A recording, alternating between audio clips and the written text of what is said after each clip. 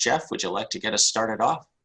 Sure. Thank you so much, Richard, and thank you all for joining us wherever you are, wherever you're sitting, whatever circumstances you're in, under these very strange pandemic situation all over the world. Thank you so much for joining us. We're the Department of Global Communications Civil Society Unit, and we're organizing a series of workshops. This is the first one, together with our partners, who I'm extremely grateful to. Our partners are the Global NGO Executive Committee and the American Counseling Association, International Council of Nurses, Medical Women's International Association, NGO Committee on Education and Learning and Literacy, Akshar Foundation. We are really grateful that all of you are with us because we want to do some learning together about sort of how the communications landscape is changing, and talking about tools and techniques that we can use to improve our communications, and also how to navigate social issues so that we can really be effective communicators. And you know, we're not here to only learn from experts and to tell you about what the UN is doing, but we're also very much here to listen and learn from you. As I said, this is the first in a series of workshops about communications, and how we design the next workshops is very much going to depend on what we hear from you today. So please be vocal, please tell us what you're experiencing. We are really listening. So obviously we're all in an unprecedented situation right now. All of us at the UN working from home and facing so many challenges. For the Department of Global Communications, I think our focus is the fact that we are fighting really two pandemics. We're fighting this deadly coronavirus, and we're fighting a very dangerous pandemic of misinformation. So to fight misinformation, our department is really working hard to create platforms to support civil society and the general public at large. One is through something called shareverified.com.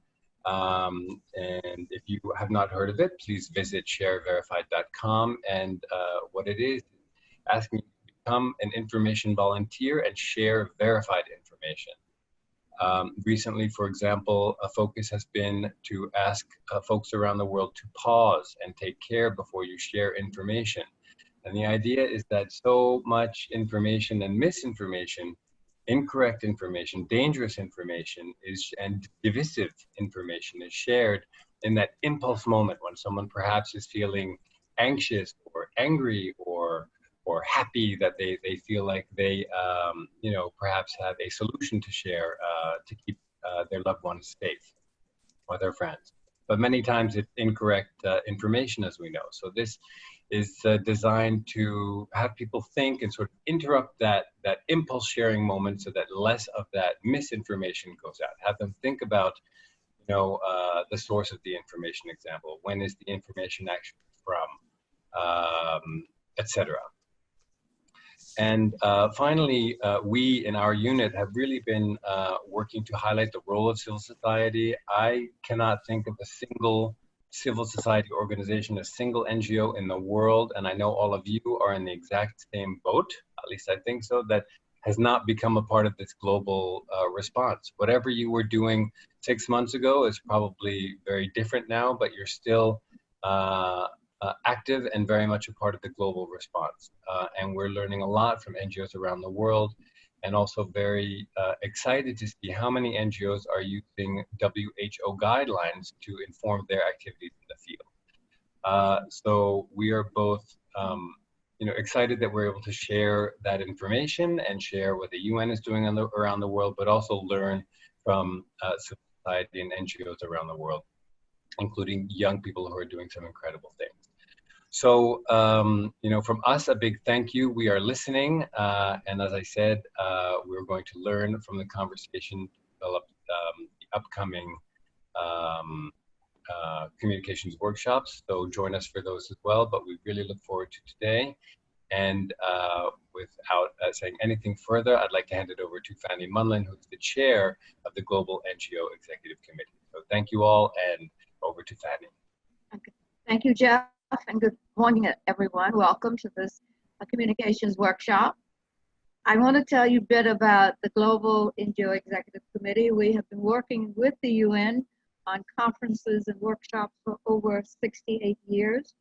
And we do these workshops every year. And the purpose of the workshops is to help us as NGOs to effectively communicate our programs and with the people that we work to help and to move forward. We have done a great job in that, and we continue to know that communications is very key to what we do, and particularly now in these difficult times when we are accustomed to meeting face to face and in person. This is a challenge for us, and I think we can meet this challenge very well by distancing ourselves, and we'll learn new techniques and how we're going to go about implementing our programs. I am very happy to be part of this, and very happy that Richard and Holly, our chair, brought this program to fruition. I know we will learn a lot about communicating, and you know the word is the power with which we get things done. And I know that we will share what we are doing as NGOs. The goal is to make sure that we implement all 17 Sustainable Development Goals by 2030. And if we keep on the track that we're following now, I think we can accomplish that goal as a unit. And NGOs working together is the key to success for all that we do, and particularly it is the key to successfully implementing all 17 Sustainable Development Goals. And with that, I welcome you all, and I look forward to an informative, invigorating, and inspiring workshop. Thank you. Holly, over to you. Thank you, Fanny. I'm Dr. Holly Shaw. I am the representative of the International Council of Nurses, and I've had the pleasure of serving on the Global NGO Executive Committee for several terms, and working with my colleague, Richard Yep, who's the CEO of the American Counseling Association, in preparing this very exciting series to address some of the current challenges as well as opportunities in communication. Just to give you a brief view of how our program is going to work, we're thrilled that we have a truly global audience with participants from North America, from Europe, from Africa, Nigeria, Bangladesh, Morocco, India, and we've really tried hard to reach out to all of our civil society colleagues throughout the world. We're going to start off with the nuts and bolts, kind of basic brass tacks of communicating, especially during these really extraordinary circumstances. And we'll go until 10:45. We'll then have a 15-minute break, and we'll begin again at 11, focusing on a particular aspect of communication. And we're very excited about that because this was really grounded in the current conflicts and controversies about underlying systemic problems that affect us globally.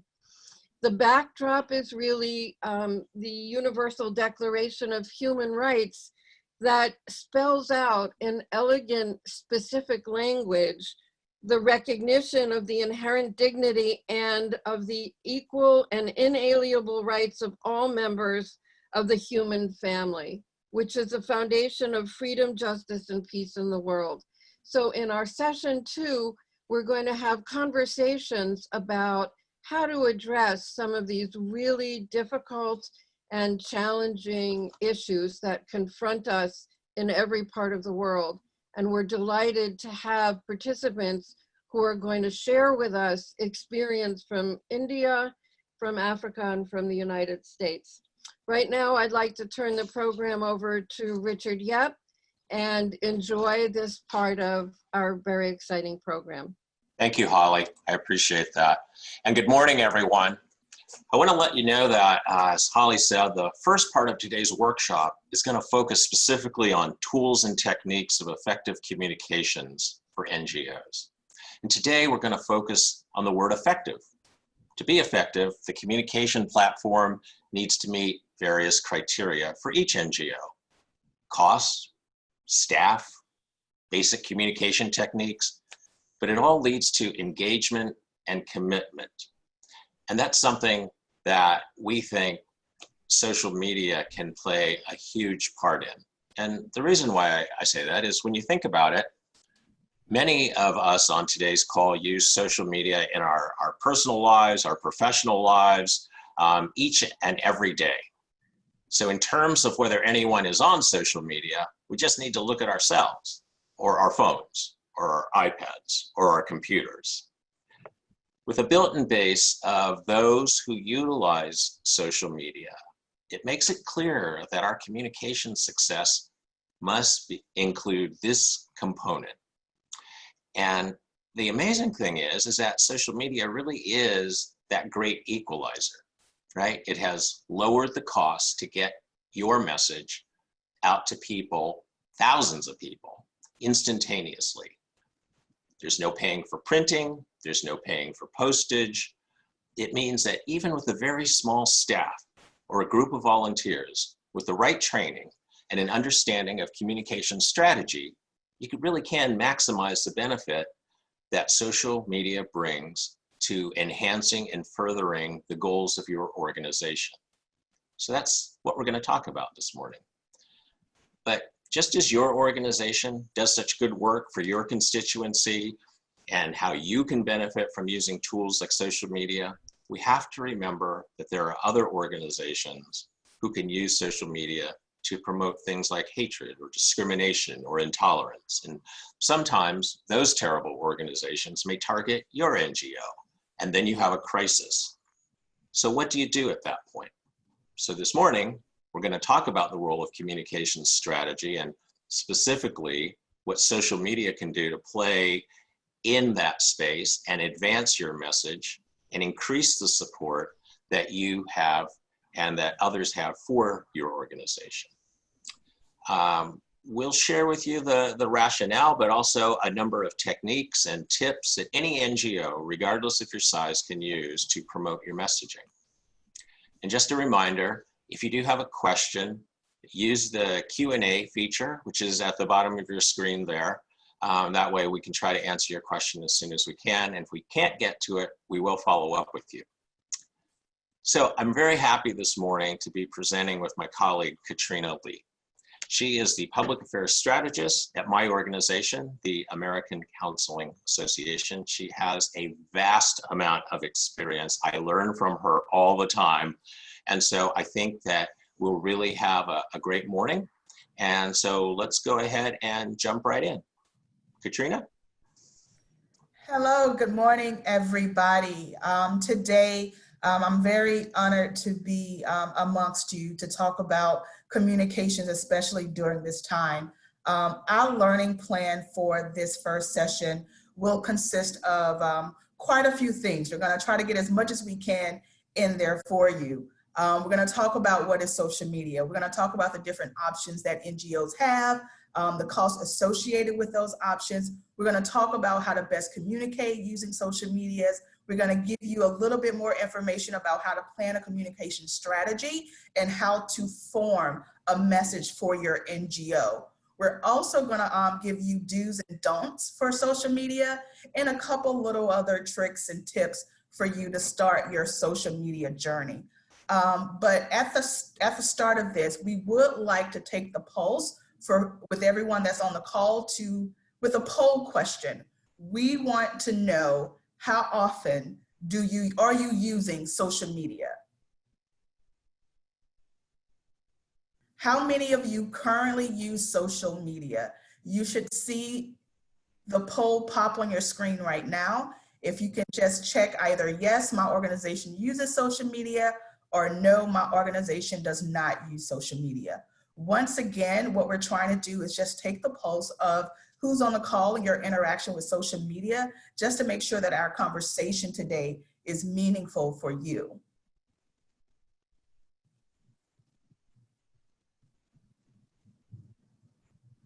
Okay, everyone probably have submitted their answers. Can we get the results?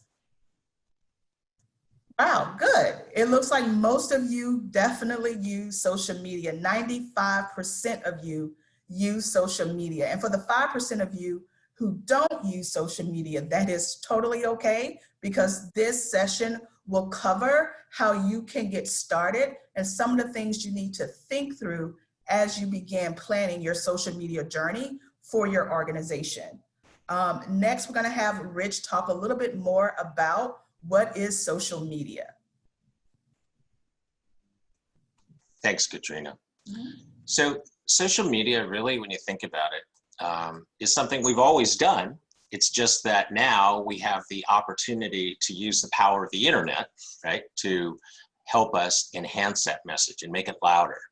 Social media is about what we all do: conversations, building community, connecting with audiences, and building relationships.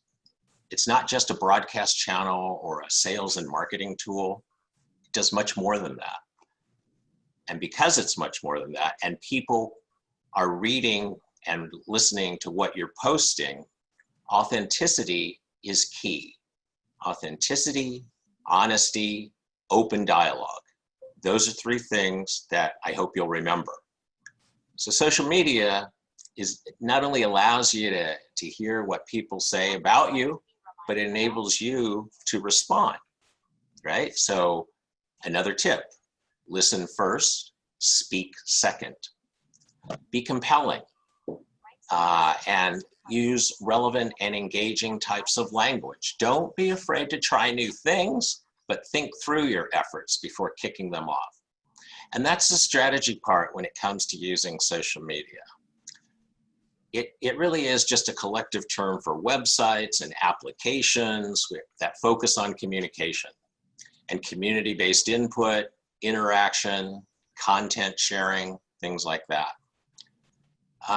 So something that's sort of interesting when we look at that collaboration, and then when we also move on to the fact that it really isn't just an add-on of some sort. You have to look at social media adoption. So in 2005, there might have been 5% of the people who were really using social media. And in 2011, we know that in the United States, 50% of all Americans were involved in social media.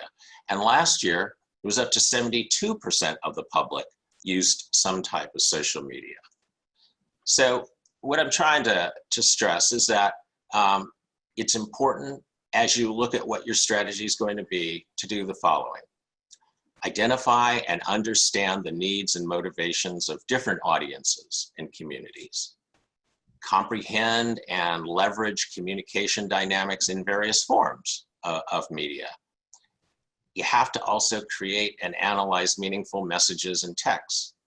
So it's great to just put something out there, but it really is important to think through what you want your reader, your supporter, your listener to get from that message. So crafting effective content and visuals is also a really important thing to do. And we'll go over some of these things as well. But I really wanted to just make sure that when we talk about social media, that it's okay to look at what other organizations are doing. That's how we learn. We learn from each other, right? So you may not have the type of staff and the amount of resources that a group like UNICEF might have, but it doesn't mean you can't craft a strategy based on social media that can still be really effective for what your organization is doing. So the things that I would say are really important is to establish what your message is. You've already done it if you have a strategic plan or if you have a mission statement.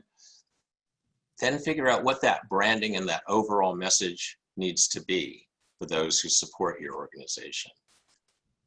Use social media to raise awareness of your organization or your cause.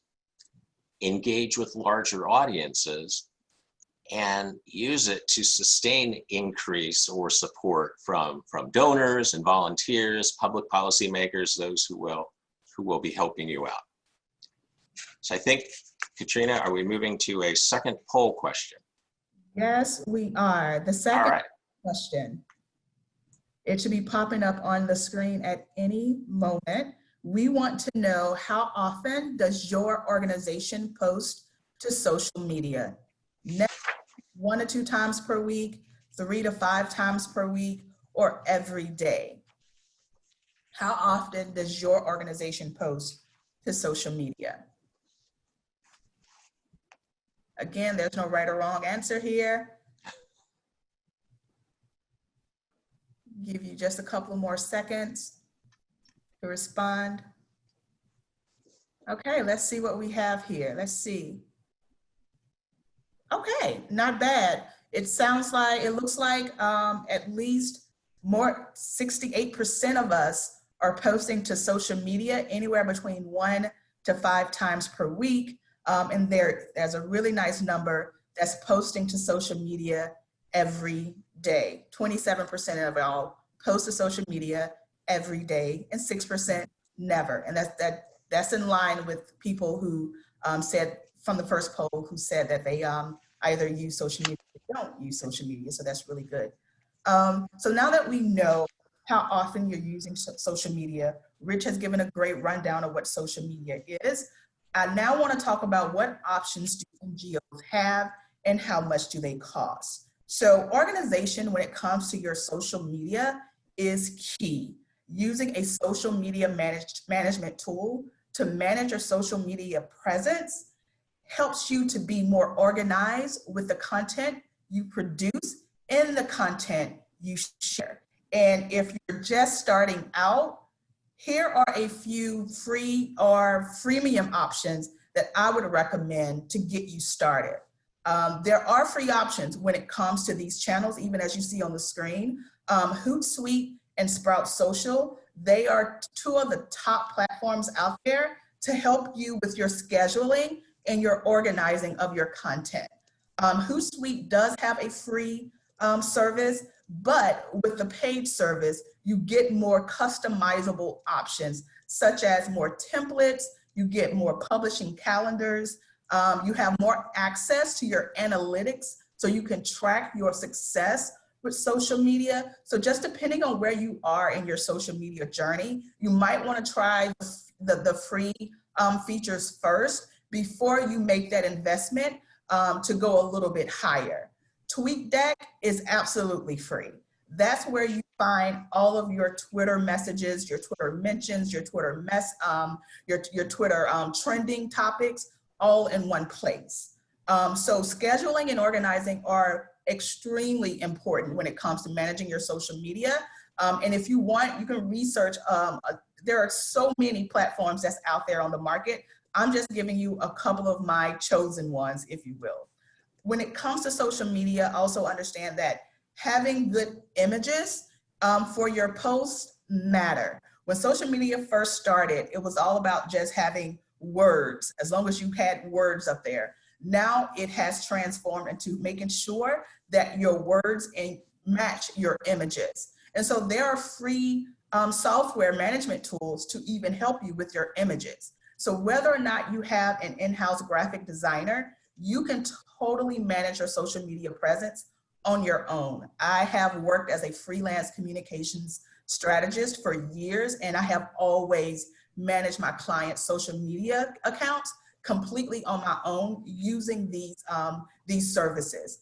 Canva, although there is a free feature with Canva, but when you pay more, you get more. So you get more customizable templates where you can just slide in your own image, slide in your own logo, slide in your own brand to kind of really make the post your own.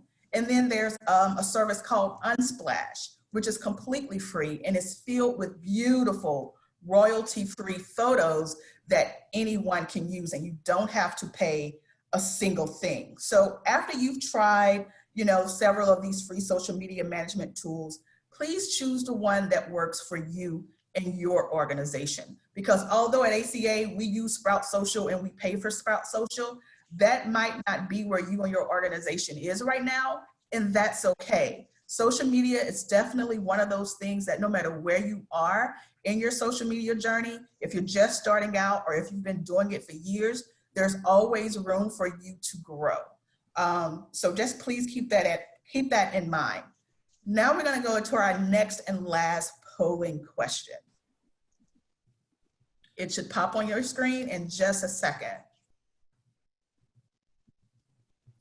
What would you like to accomplish with your social media channels? So for those of you who don't have social media, but if you were wanting to get started with social media, what would you like to accomplish? If you already have social media, what would you like to accomplish? Is it to get more followers? Is it to expand your marketing and promotional opportunities? Is it just to build that digital presence and stay current? Is it to help increase awareness of your organization? All of the above or none of the above?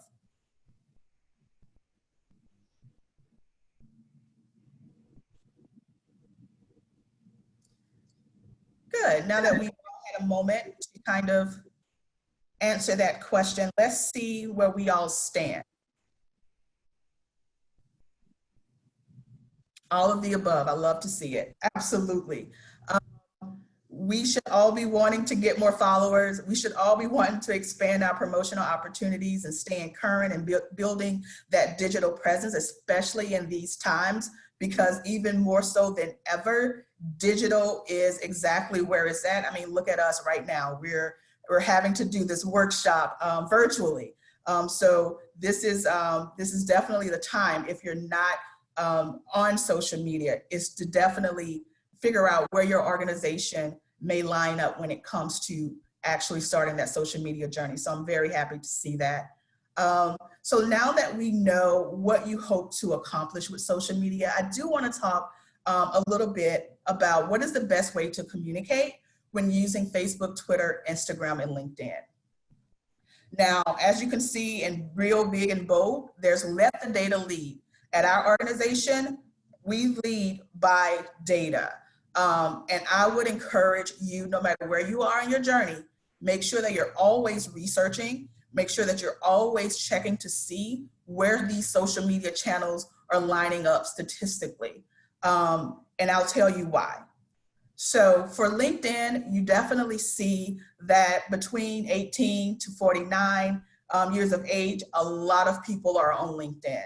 And if you go a little bit deeper, here are some statistics that will help you understand how to communicate using these channels. In 2019, LinkedIn was voted the most trusted network.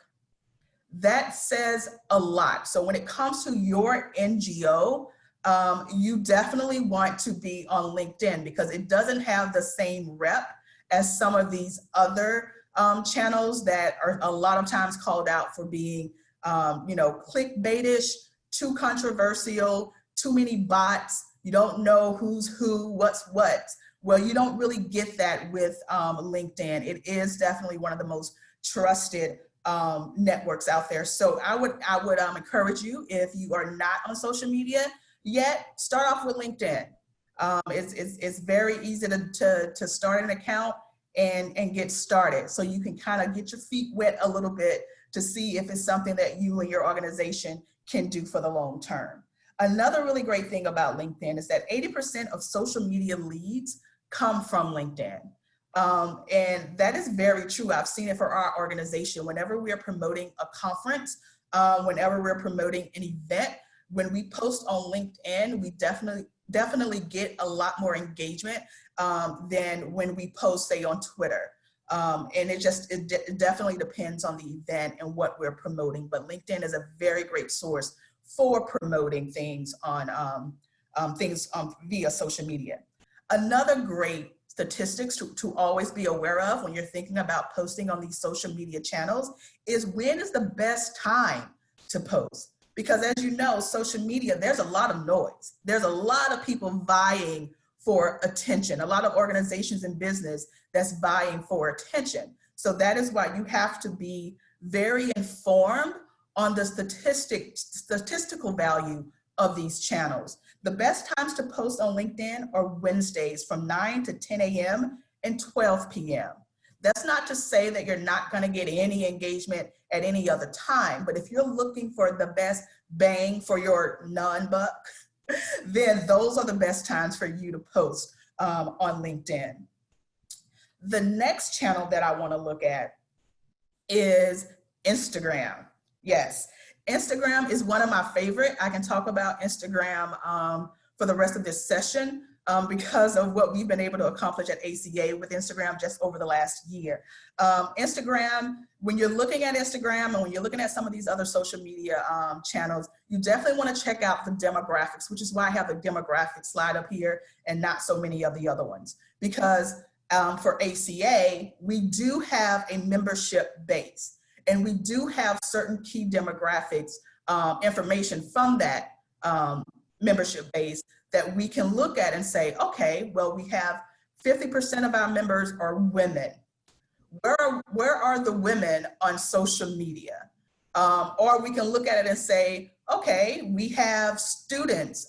We have a lot of counseling students, which is what I did when I came on board. We have a lot of counseling students, and those counseling students are usually between the ages of anywhere between 20 to 25. So let me see where they are on social media. They are on Instagram. If you look at it, from the ages of 18 to 49, you get a lot of people that are on Instagram. And when I first started, we had a very good, decent number of followers on Instagram, but I really wanted to push it because I knew that a lot of our counseling students were on Instagram, but they really wasn't on Facebook. So I had to shift our focus in order to draw that audience in, which we were able to do. I'm going to give you a couple of more statistics about Instagram. 64% of Instagram users are under the age of 34. Why does that matter? Because if you are an NGO and your main audience is, say, 50 and above, then Instagram may not be the best use of your resources. Again, if you're looking to attract a younger audience, then definitely you want to begin your Instagram journey. The best times to post on Instagram are Wednesday at 11 a.m. and Friday from 10 to 11 a.m. Again, knowing when to post is extremely important to making sure that your message is heard and is able to get through all the other noise that comes in on social media. Now understand that just because I'm giving you these statistics, now these are general statistics. For your organization, you may find that it's different. For example, because we are in the counseling field and we have counselors that's, working, all day, every day, helping clients, our social media engagement peaks at certain times, different times than what some of these statistics say, which is why it's important for you to always check your own statistics and analytics to see where your organization is landing from day to day, because I can tell you more than likely it definitely will change. On the next slide, I want to talk a little bit about Twitter. Now with Twitter, Twitter is a very interesting environment. Twitter is really good when it comes to quick soundbite type information. We use it a lot when it comes to our advocacy, when we're trying to get information out about a bill or legislation. Being able to use Twitter and get those quick sound bites is, we found that to be really, really useful. Or even if we have like an official statement from our organization, we found that Twitter is very good for getting that information out. Another thing Twitter is really, really good for is link clicks. That's the links you put in Twitter, accounts for 92% of all user interaction with tweets. So if you have a link in your tweet, it increases the chance of people interacting with your Twitter feed, which is why a lot of people promote events and things on their Twitter feed, because link clicks are extremely important when using Twitter. On to the next slide, last but not least, there's Facebook. Facebook, there's almost a more even number of males and females on Facebook. 68% of Americans use Facebook. Facebook is just one of those staples that's gonna be around hate it or love it. It's there, it's free, it's available for use. And if you use it, and if you're able to use it right, have a good strategy, have a good plan, have great objectives, it can be very, very useful for your organization, because most people access Facebook at least 8 times per day. 8 times per day, just take that in. Most people are checking their Facebook pages every hour while they're working.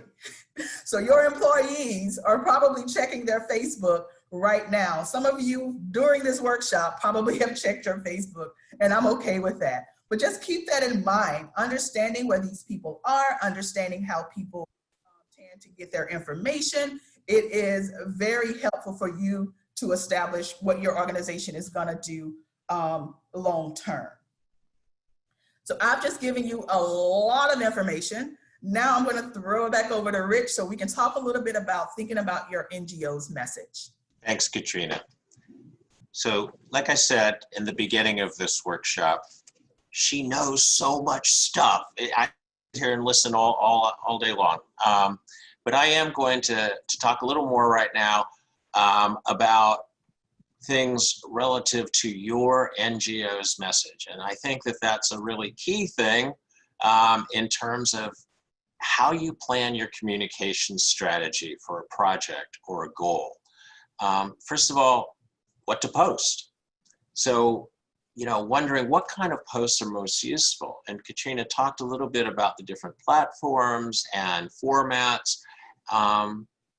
Here are 5 kinds of posts I think that every NGO should have on their social media sites. Show people how you help, whatever your mission is.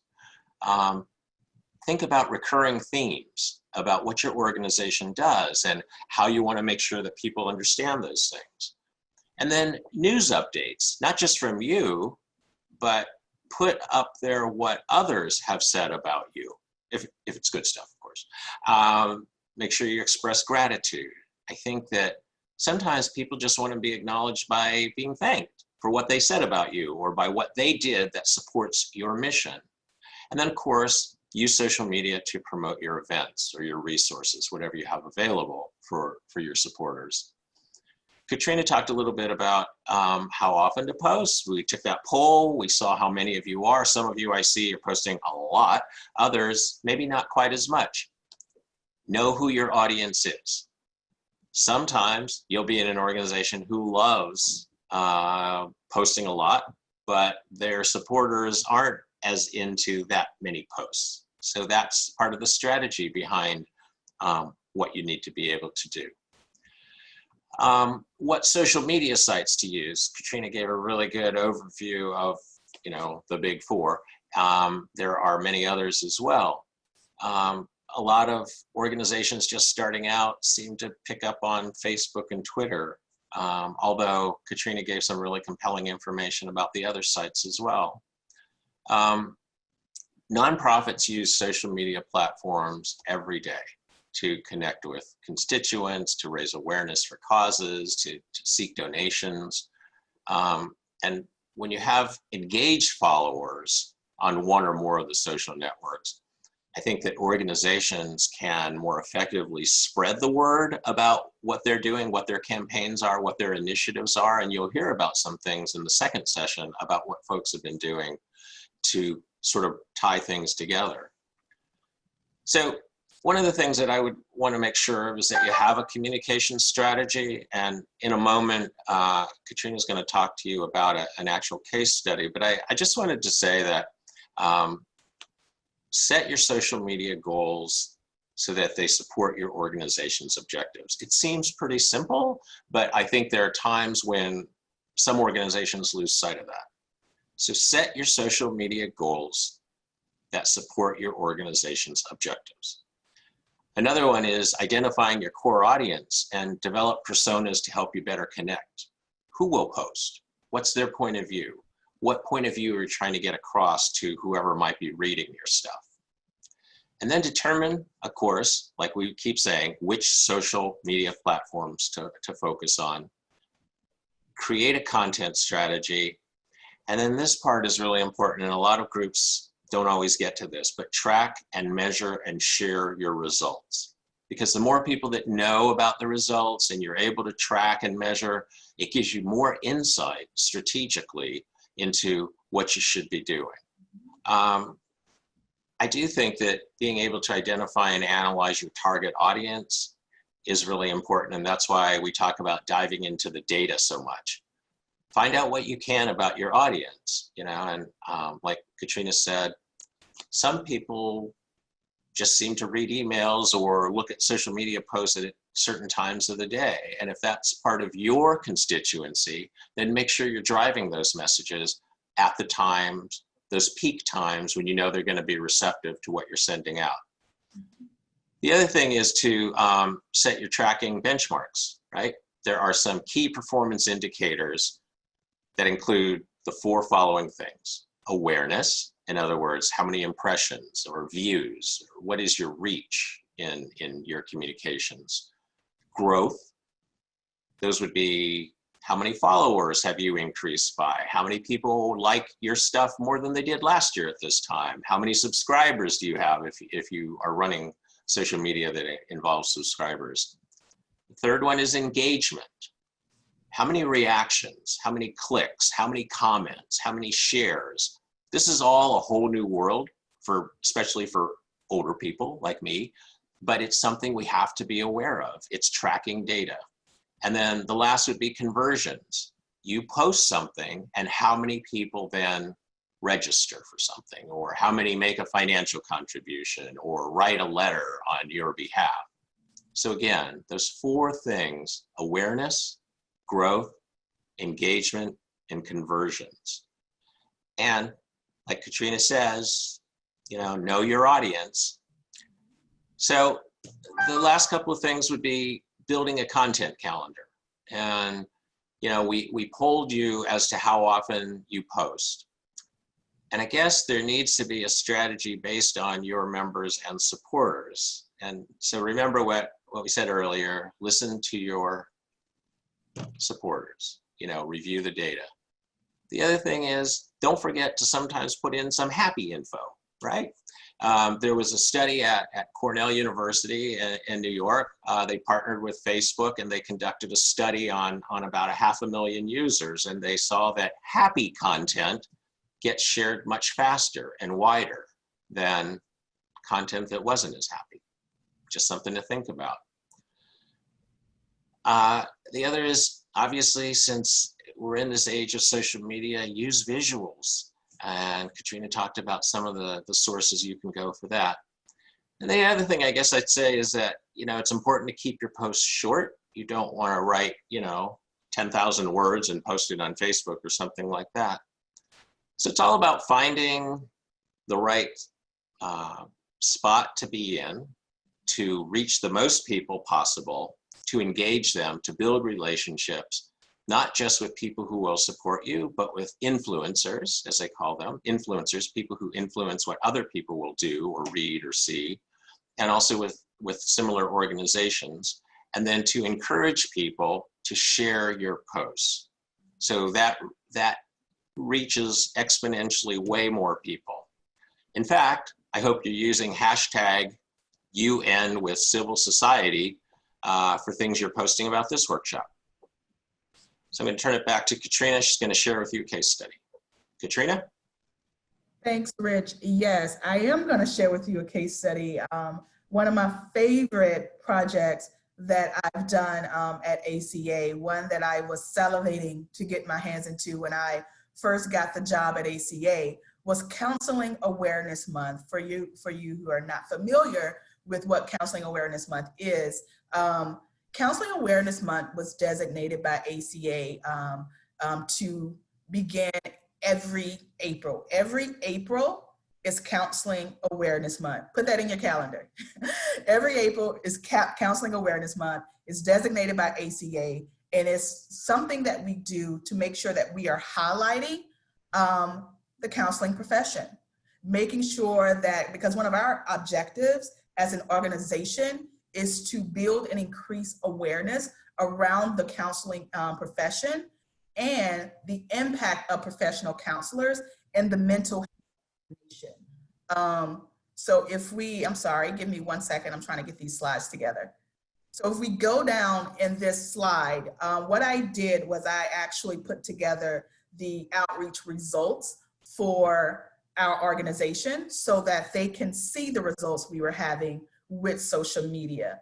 Before we got started, I wanted to make sure that we had a very catchy and timely message to impart. And for me, that message was encouraging counselors to burn bright, not out. Because a lot of times, our counselors do not get the same love and care, or people don't recognize that they need the same love and care. And sometimes they don't recognize it because they're so busy helping other people that they don't really take the time to help themselves and making sure that they are getting the self-care that they need. So this year, I really wanted to focus on self-care for professional counselors. And I had no idea that COVID-19 would be breathing down our necks, which would make this particular tagline even more profound. Because what we found during COVID is our counselors are working more, they're working differently. They're having to learn about teletherapy and how to do it in a safe and secure way, and how to make their clients feel safe and secure. There's a mental health crisis where more people are accessing mental health services, which means that a lot of our counselors have even more clients. And then not only that, but they're also dealing with home life. They're dealing with, children being at home, running around in the background. They're dealing with, spouses being in the same confined spaces, not being able to go out. So having this tagline during this time could not have been more timely. So one of the things that I wanted to do was make sure that I had various stages in our communications plan that spoke to self-care for counselors, and also provided resources for them to have those times to really care for themselves. So one of the things that I wanted to do with CAM, and this is something that you should definitely think about when it comes to your communication strategy, is making sure that your website lines up with what you want to communicate.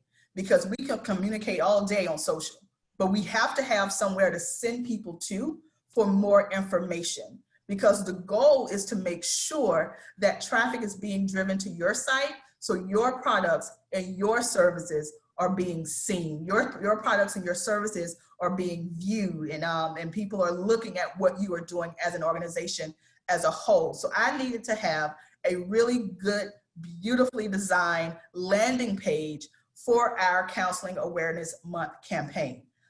So we put a little bit more money and effort into it, and it paid off because the amount of traffic that came to our website was 112% more traffic than we had had the previous years. Not only that, but when people came to our landing page, they didn't just come and, and bounce back off, but they came and they stayed. We had an average of time on site of 3 minutes and 19 seconds, which is really impressive because the average is closer to under 2 minutes. So that means that people were really engaged with the information that we had regarding CAM. Social media was it for us. It was always going to be a big part of CAM, but with the way life happened, March and April, it really became the driving force. It wasn't just an integral component, it was the component. With CAM, I wanted to create a day that everybody could come together and just really go crazy on social media. So we created Teal Day. Teal Day was an opportunity for counselors and counselor advocates to wear the color teal in support of the counseling industry. Sure, you have seen this with, Wear Pink, Go Pink. You've seen this with Go Red for women, but we wanted something for counselors so they can feel special, so they can feel seen. And Teal Day really allowed for that to happen. Our hashtag Burn Bright, Not Out on its own was such a big engagement tool. A lot of counselors gave us praise for that hashtag, because again, they felt as if finally someone is paying attention to what we need. And so it felt really good for those counselors to send those messages of gratitude to let us know how grateful they were for everything that we were doing for CAM. I can go on and on with CAM. We had if you went to our landing page, and it is still up, we had a Spotify playlist, we had a meditation video, we had a coloring sheet, because you may or may not know, but coloring is a de-stressor. So we had a really nice coloring sheet for them to fill out, and a lot of people colored during the month of April for CAM. We had pledge signs of different people saying how they pledged to burn bright, not out.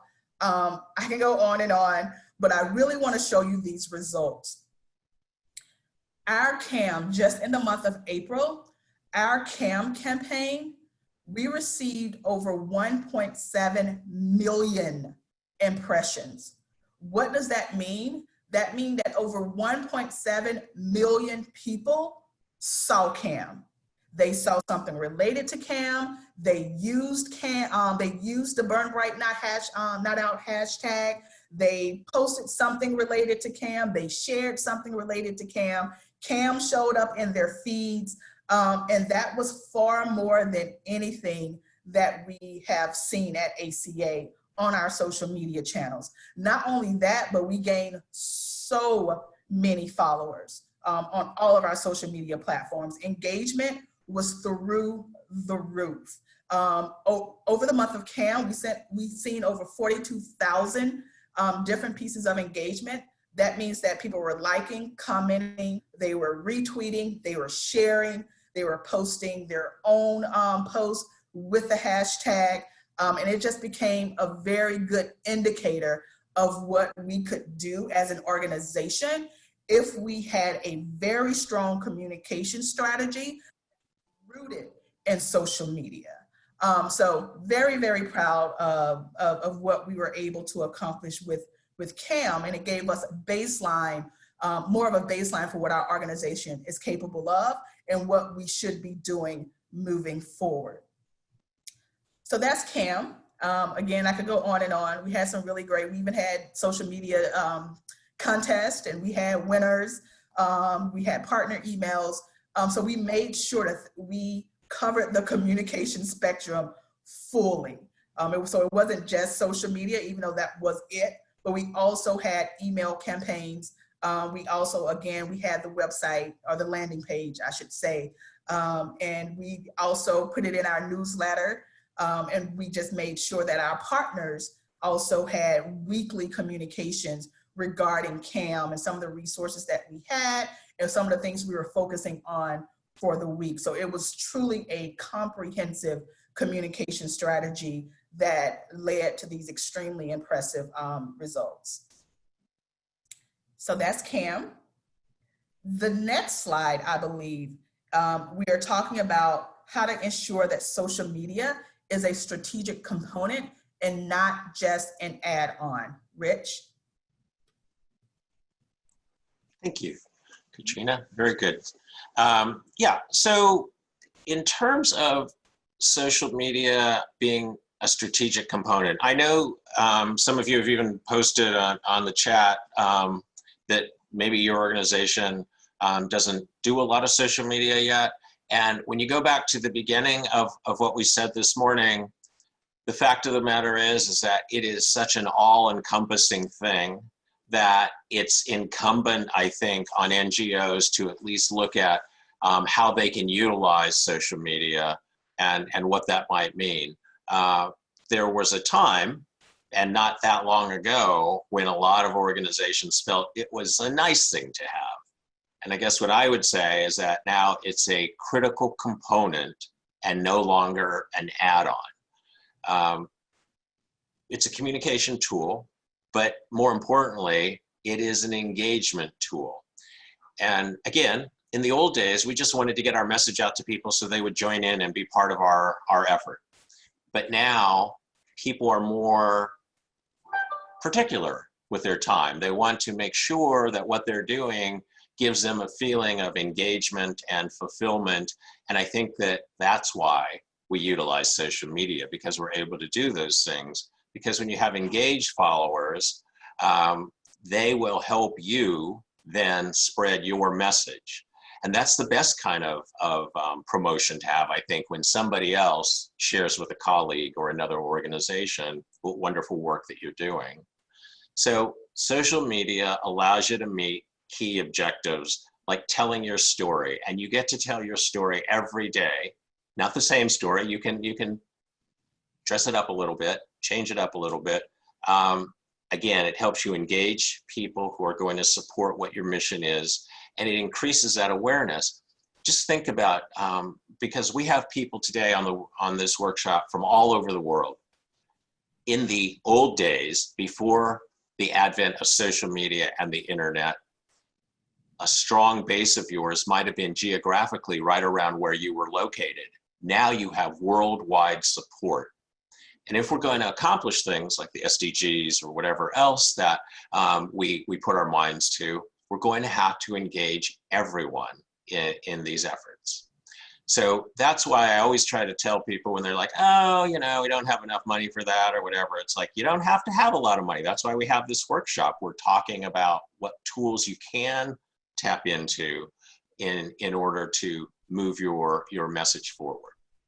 So I want to make sure you understood that. And if you have any questions, again, just keep posting them. For those questions that we don't answer while we are live, we will try to get back to you. I just wanted you to know that as well. Katrina? Yeah, to expound on what Rich just said, media really does allow you to truly engage. If we can go back to the previous slide, because I really want them to get this. I understand that a lot of people, especially with NGOs or nonprofits, traditional media has, you know, it was extremely helpful for organizations, but as times has changed, so has the impact of digital media. If you look at the first image, it says time spent per day with digital versus traditional media, just in the United States, from 2011 to 2020, just in minutes, you can see how digital has been on this upward trajectory for years, and it has no intention of slowing down. People spend 451 minutes per day with digital media. Now, digital media, of course, it encompasses a lot. It encompasses online media as well as social media, but you can definitely see that the time people are spending on digital, it definitely lends itself to your organization finding a way to become more digital if you're not already.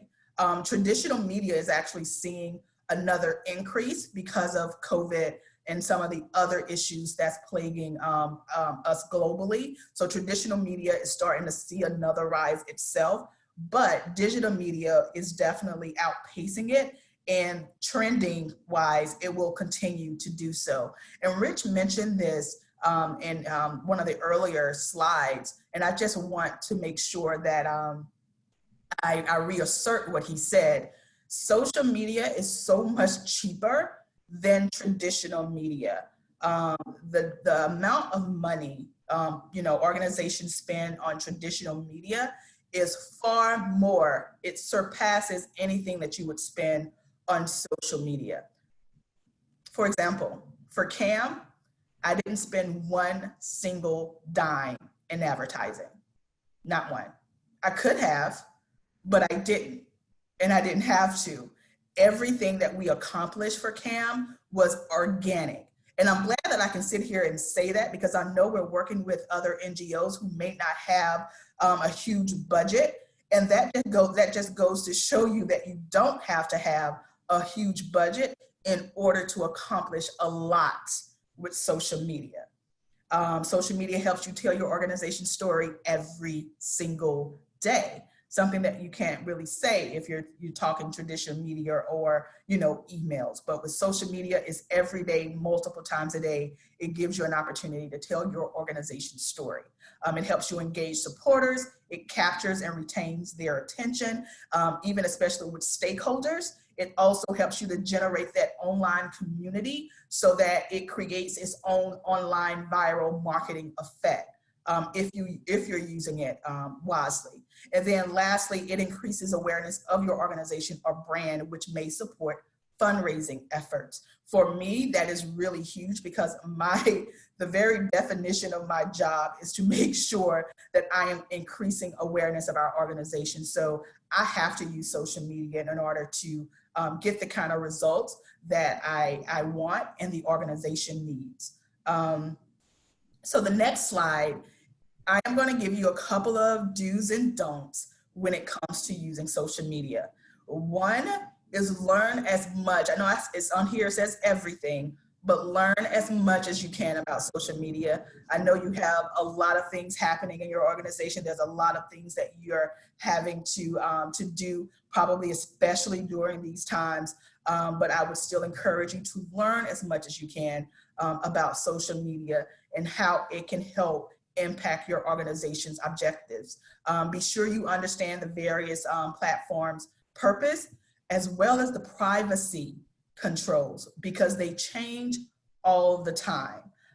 Again, don't share confidential information on social media, even in closed private settings. Social media is definitely one of those things that can rear up and bite you in the hiney if you are not vigilant about what you're posting and where you're posting to. So even if you think that you're in a closed group or you're in a private setting and people, know that you are the chief executive officer of the American Counseling Association and you're posting something, and that was for illustrative purposes, Rich. You want to make sure that even in those closed settings that you are minding your manners, so to speak.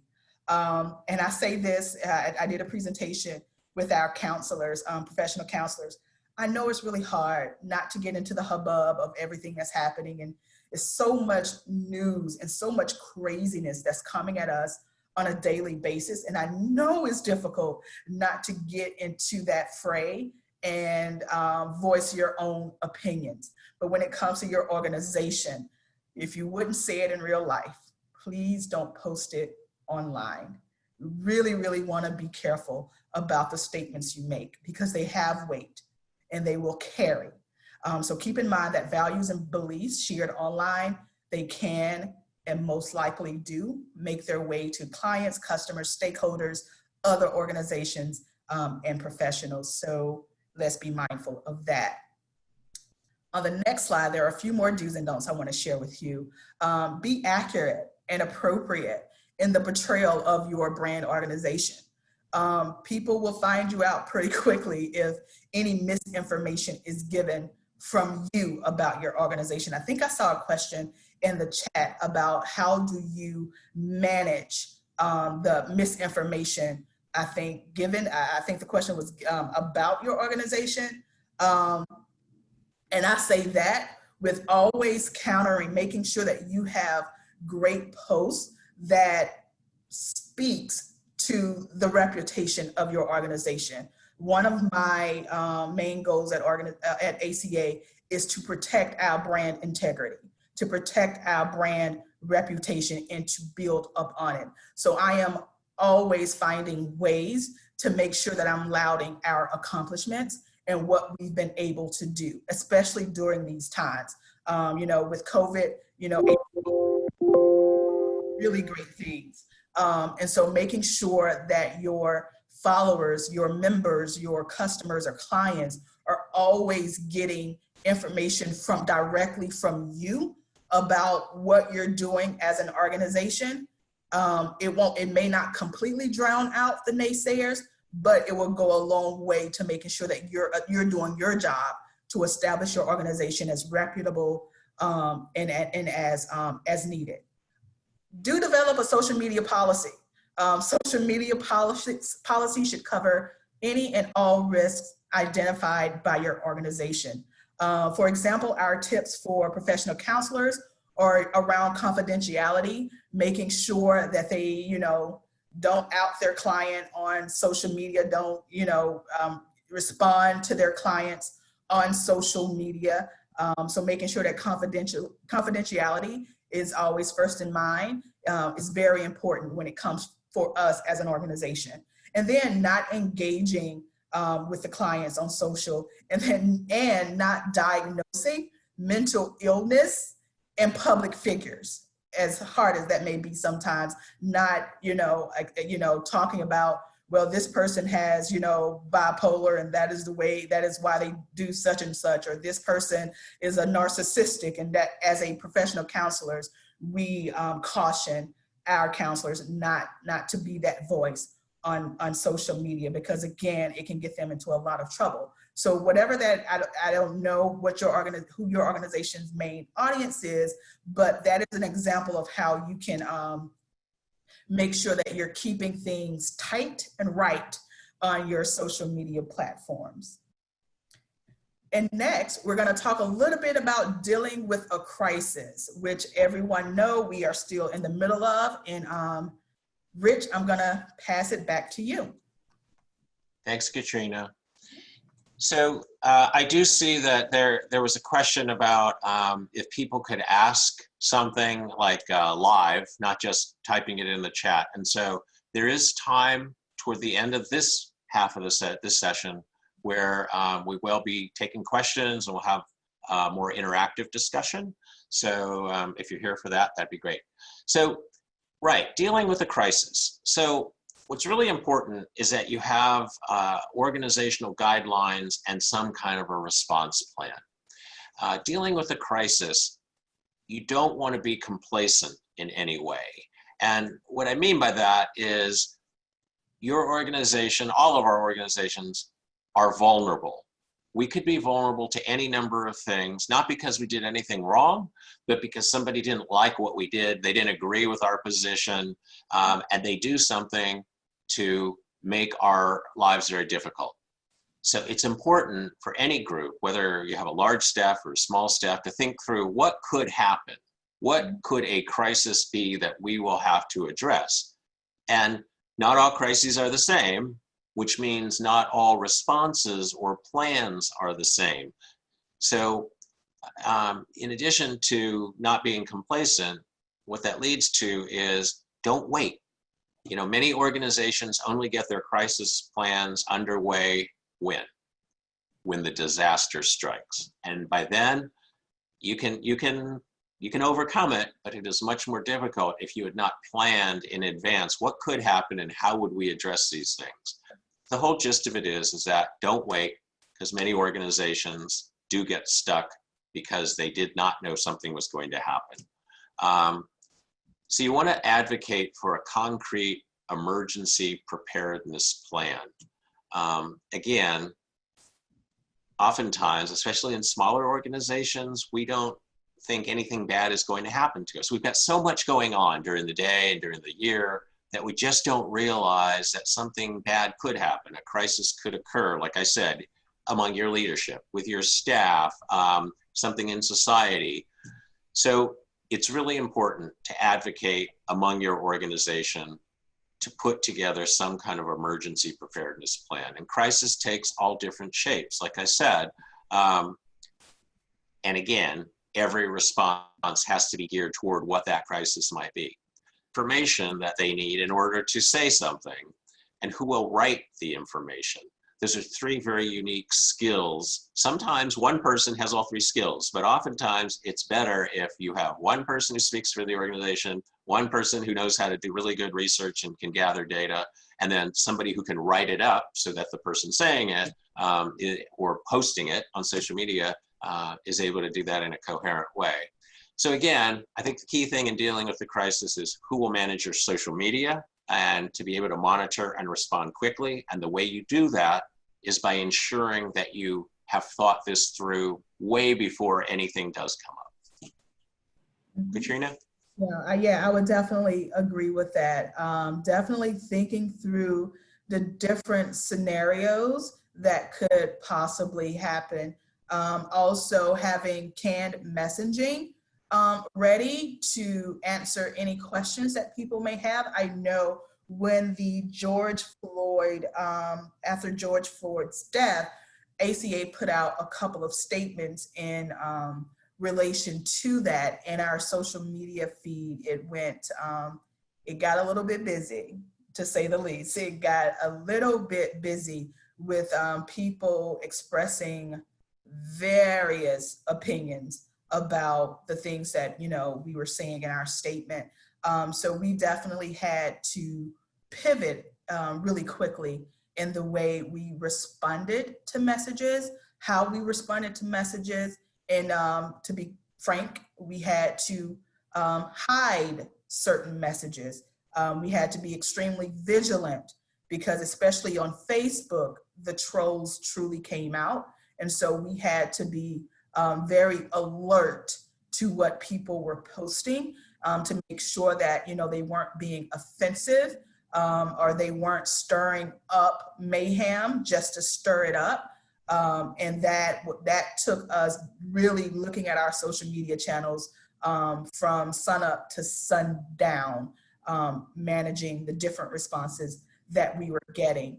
So dealing with the crisis, it definitely, you can plan and you can plan and you can plan, but then after you plan, you have to be alert because things can change at a moment's notice, and you just really can never predict how your audience or people that's related to your organization will respond to your messaging as it relates to that crisis. So you have to be on your toes and having a clear plan and emergency preparedness strategy will help you be more efficient in dealing with your crises. For me, staying in front of the story is essential in what I do because I do manage the media relations of ACA as well as the social media, and I, take care of the brand advocacy for ACA as well.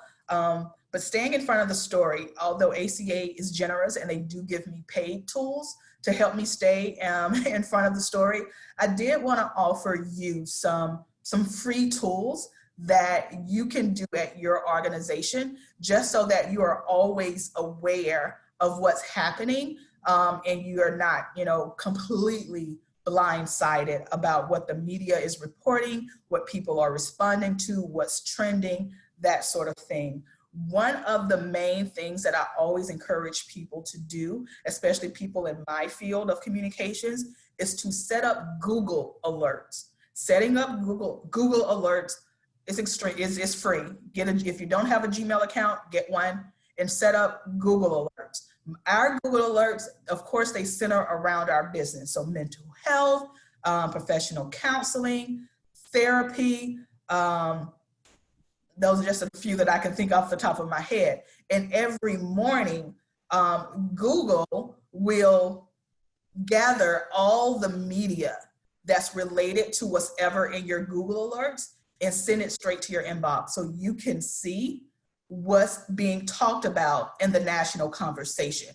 And you can kind of look to see how your organization may fit in or how your organization should be discussing this or be prepared to discuss this. So definitely I recommend getting your Google alerts set up for your organization, not just for a crisis situation, but for everyday situations. Another thing that helps us stay in front of the story, every organization or every industry, I say, probably you have your competitors. You have those people who are kind of in your field and who usually comment on the type of stuff that you comment on.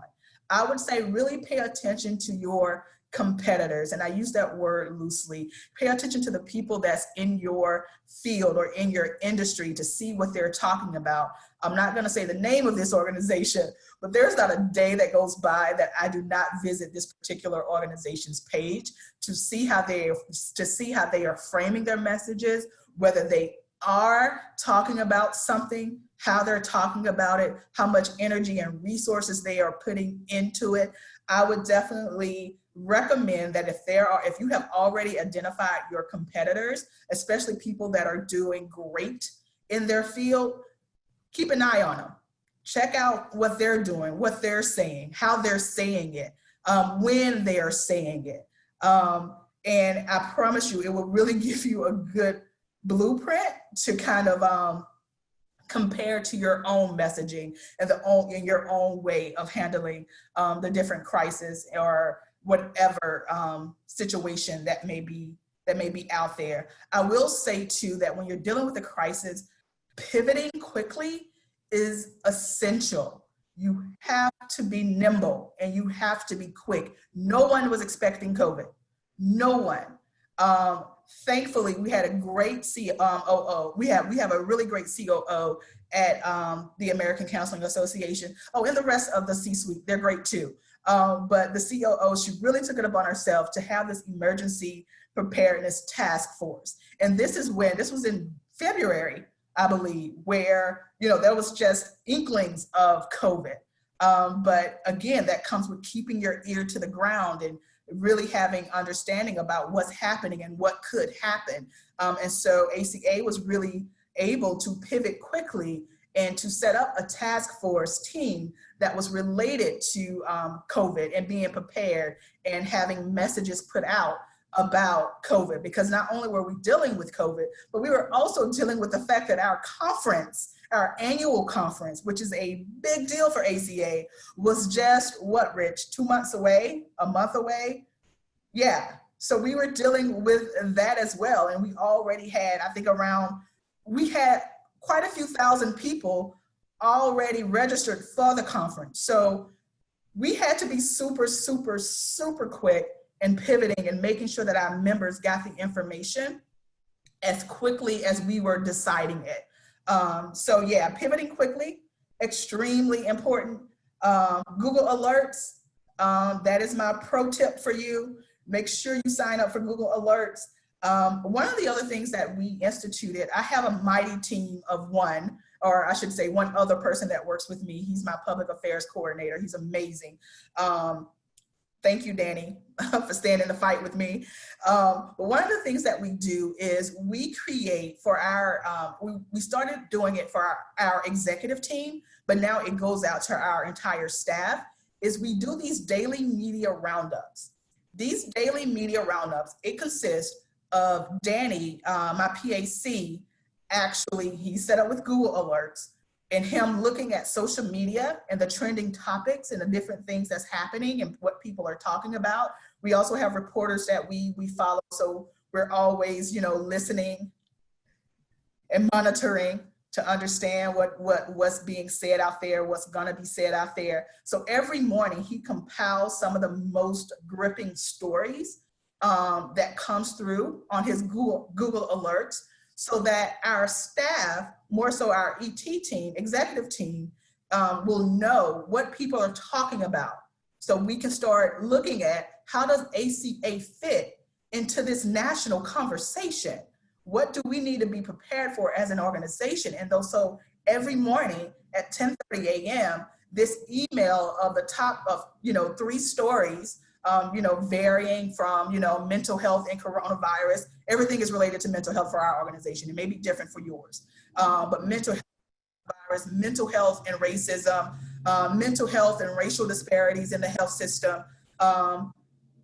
Again, so that our company, our organization can know what's being said out there, and finding ways and finding gaps where ACA can be a resource or fill in where information may not be there, or more information may be needed. So that is my quick little addition to the whole dealing with the crisis and staying in front of the story topic. I think next we're going to talk a little bit about training the staff and or volunteer leaders. Of course, first you need that strategy. I don't do anything without a strategy. I usually write a strategy, and then I also make sure that I call it a discovery meeting, especially when it comes to specific projects or campaigns. But for social media itself, I would definitely say, have a strategy, do your research, check out what your competitors are doing, even on social media, peek over at your neighbor's paper and see exactly how they are structuring things. There's nothing wrong with that. Making sure that you have a strong policy and guidelines, because one of the things, because ACA has volunteer leaders too. And so one of the things you have to understand as an organization, whether you're new or whether you're, new to social media or you've been doing social media all the time, everyone is not going to be a social media guru.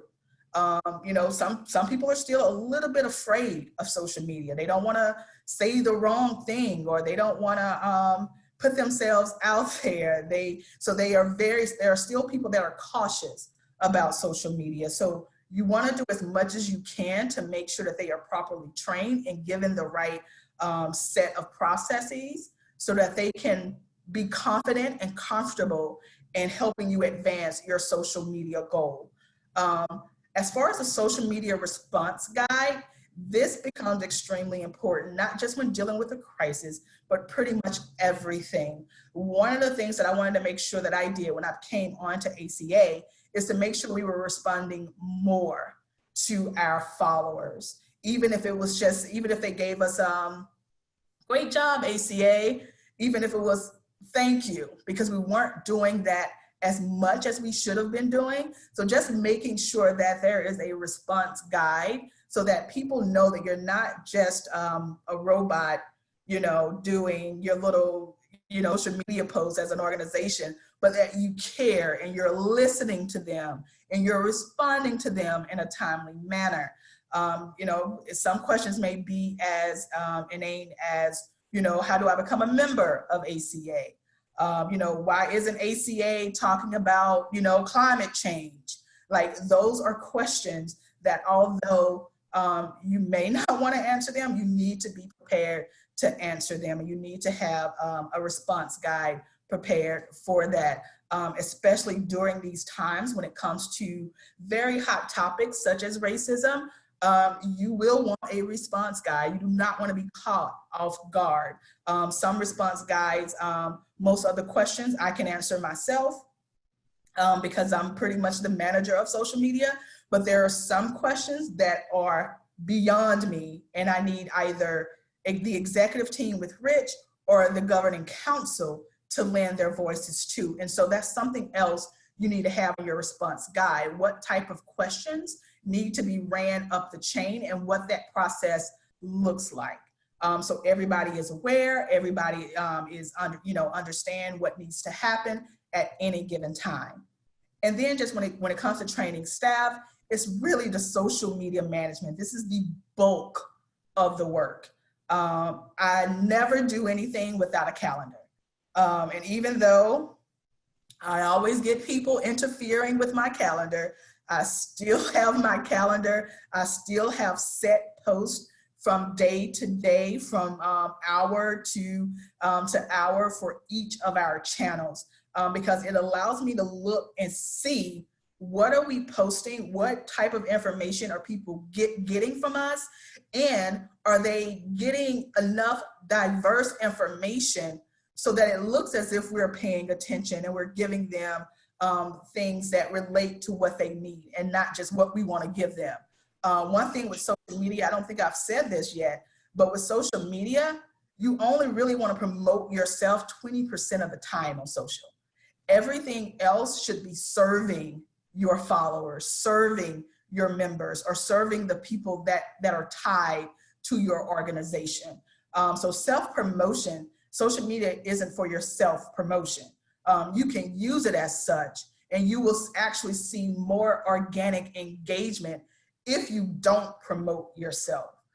So be very mindful when you're working your calendar out, what times you're promoting, how much you're promoting, versus how much really good, essential information you're giving to your followers. So having that social media calendar is, I wouldn't start without it. I wouldn't start without it. I really wouldn't.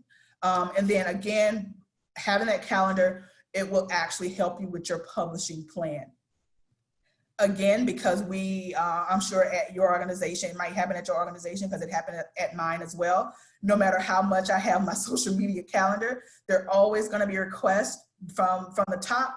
where, you know, we need to put this out on social. We need to put this out on social. So having a calendar will allow you enough flexibility too, to know that when those requests comes in, you know where to slot them.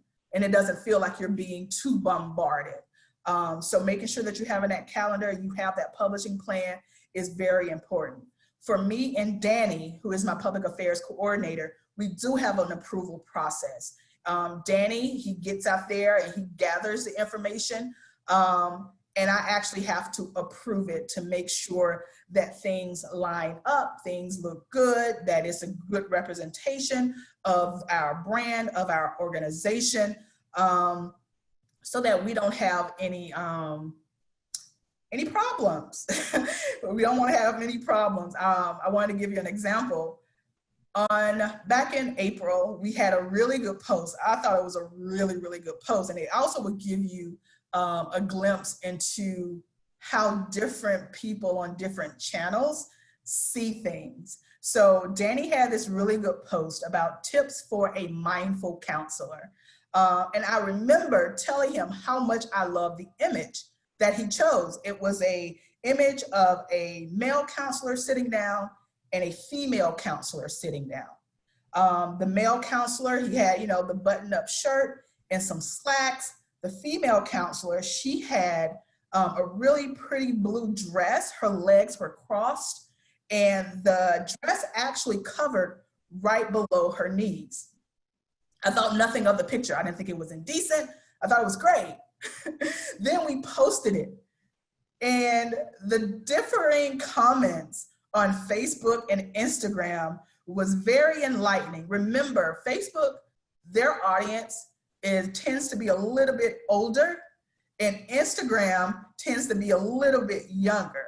So while Facebook comments, and it was only a few, not even a few, a couple, and then people start responding to those comments. The Facebook comments were, oh my God, she does not look like a counselor. No counselor should ever wear something that's short, and blah, blah, blah, blah, blah. And it really took me off guard because I didn't see anything wrong with my eyes regarding what she had on. And for me, it was, you know, it was for illustrative purposes. I wasn't saying that she was a counselor, but that's how some of the people on Facebook took it. Instagram, they really focused on the message. They thought it was an amazing post. And even on Facebook and Instagram, the post did really, really well. It's still one of our best posts today. But it's just really interesting to see that, yeah, even in the approval process, although Katrina didn't see an issue with it, and overall, I still don't think it's an issue, but just know that there may be issues that pop up from time to time, and you just have to be prepared to weigh the influence of those comments. It's entirely up to you as the expert for your organization on how you want to deal with those type of things. And then the last little bit is analytics. I look at analytics every day because I am constantly tracking and measuring the success of every last post that we do, because I want to make sure that our followers, our members, they're getting the information that they need.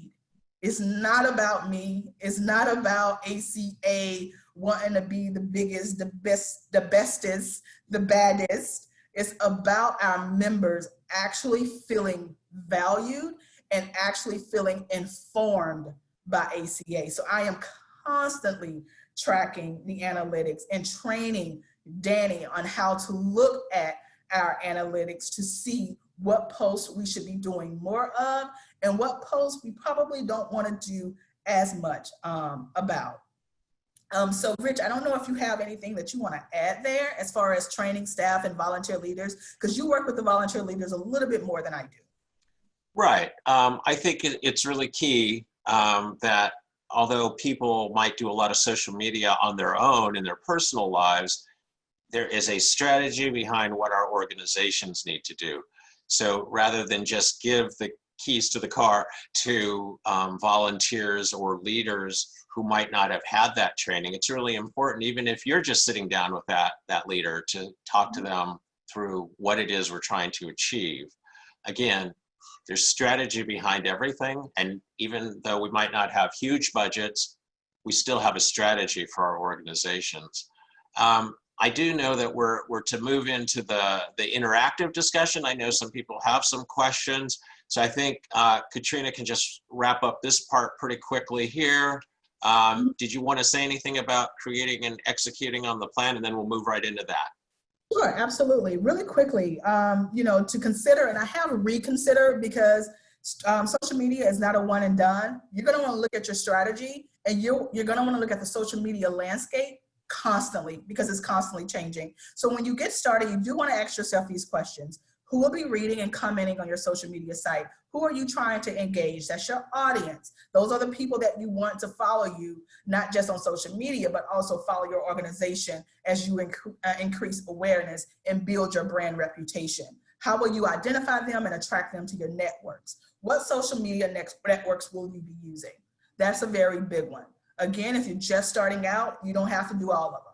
Maybe you start with one, maybe you start with two, but also researching and seeing the key statistical information of each of those platforms to better understand where your organization may fit in their may fit those platforms in their social media journey is very important. Who will establish the networks? Right, you know, of course, for ACA, it's with the PA, it's with the public affairs strategist. It may be with someone different or someone with a different title in your organization who will establish the networks, who will be administrators, who will maintain the page. That's a big one because that is a daily responsibility. It's not something that you want to just, you know, set up and leave and go scurry off and do something else. If you're going to commit to social media, you're going to want to stay committed. How often will it be updated? Will you post once a day? Will you post 3 to 5 times per week? That's conversations that you need to have with yourself or whoever else is helping you with social media. I think that was the last little bit. I got through it really quickly so that we can get to questions if we need to now. Rich. Great. So we'll go ahead and open up the mics and everything so that if you do have a question, if you could perhaps, you know, raise your hand, we'll try to see you. It's sort of hard to see hundreds and hundreds of people, or you can just try speaking and we'll try to answer. So what do we have? Anybody have a question? I do see, I'm looking at the Q&A. I do see Susmita. I'm sorry if I'm butchering your name. Susmita, how to reduce the fake news circulation? What is verification process? Nowadays, people like short messages, no time to verify or ask critical questions to the post. What will be your advice to reduce these?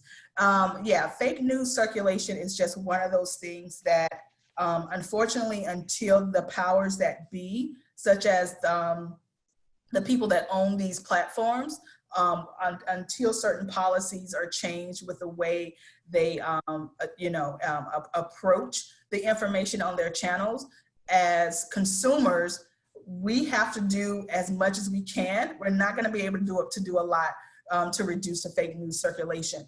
The best approach to that is to always make sure that your message is accurate. Make sure that your message is reputable, because when it comes to fake news, the only thing that right now that can counter it is good news, is real news. So making sure, that's why it's so important for you not to abandon your social media channels, but that you're constantly putting information on your channels that can counter the noise of fake news and other things that's happening on social media as much as possible. The verification process,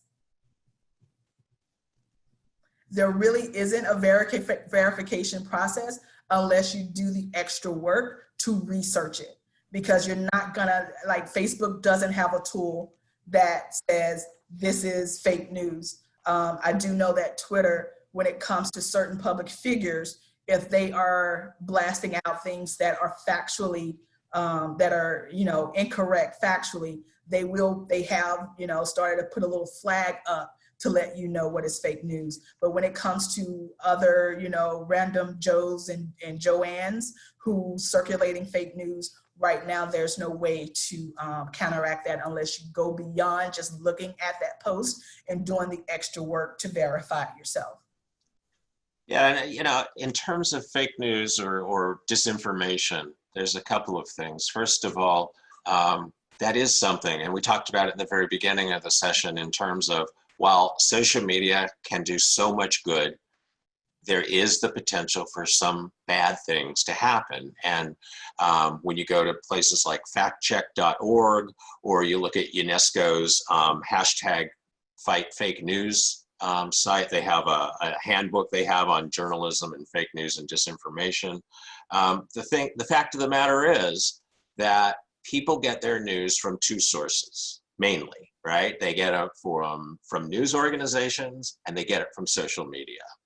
So that means they're putting a lot of stock in that. And so I think it's incumbent on all of us who run NGOs, who are part of NGOs, that we make sure that what we put out there is correct and factual, but that when we start to see somebody trying to put out something that is not true, that we're able to respond. And that's why we talked earlier about crisis response and making sure that you have a plan in place so if somebody starts posting something like that, you know what to do.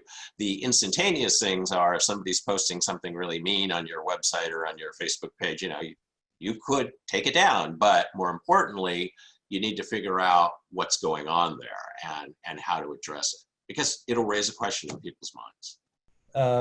My question is, our organization had a Facebook page, and we decided to step back from Facebook page, even though we have we had a large crowd of followers. So one of the reasons that we decided to step back, because we start seeing that some of the people were like using our post for using our post to spread their own agenda, or posting on our page marketing purpose. So we step back because we want to be more authentic. But my question is, I want to go back to that platform again. But should we restart the whole process from ground zero, or just go back to what we already have and clear it up? If we do, how do I do that, and how do I kind of rebrand and make it more clean and clear? Is it am I making sense? Yeah, I'll attempt to answer that. It sounds like your page was I'm trying to understand whether or not your page was hijacked, or was your messaging being misconstrued? Because if it's a matter of your messaging being misconstrued, I'm not sure what your circumstances are, or if your organization has a way of, how Facebook, or I should say Twitter, has the blue check for verified accounts. There may be a way for on your Facebook channel to, when you do post, there's almost like a verifier that you can use for your messages, so that people understand that until they see that whether it's a blue check or whether it's some other thing that you want to use to kind of identify your content as the real content.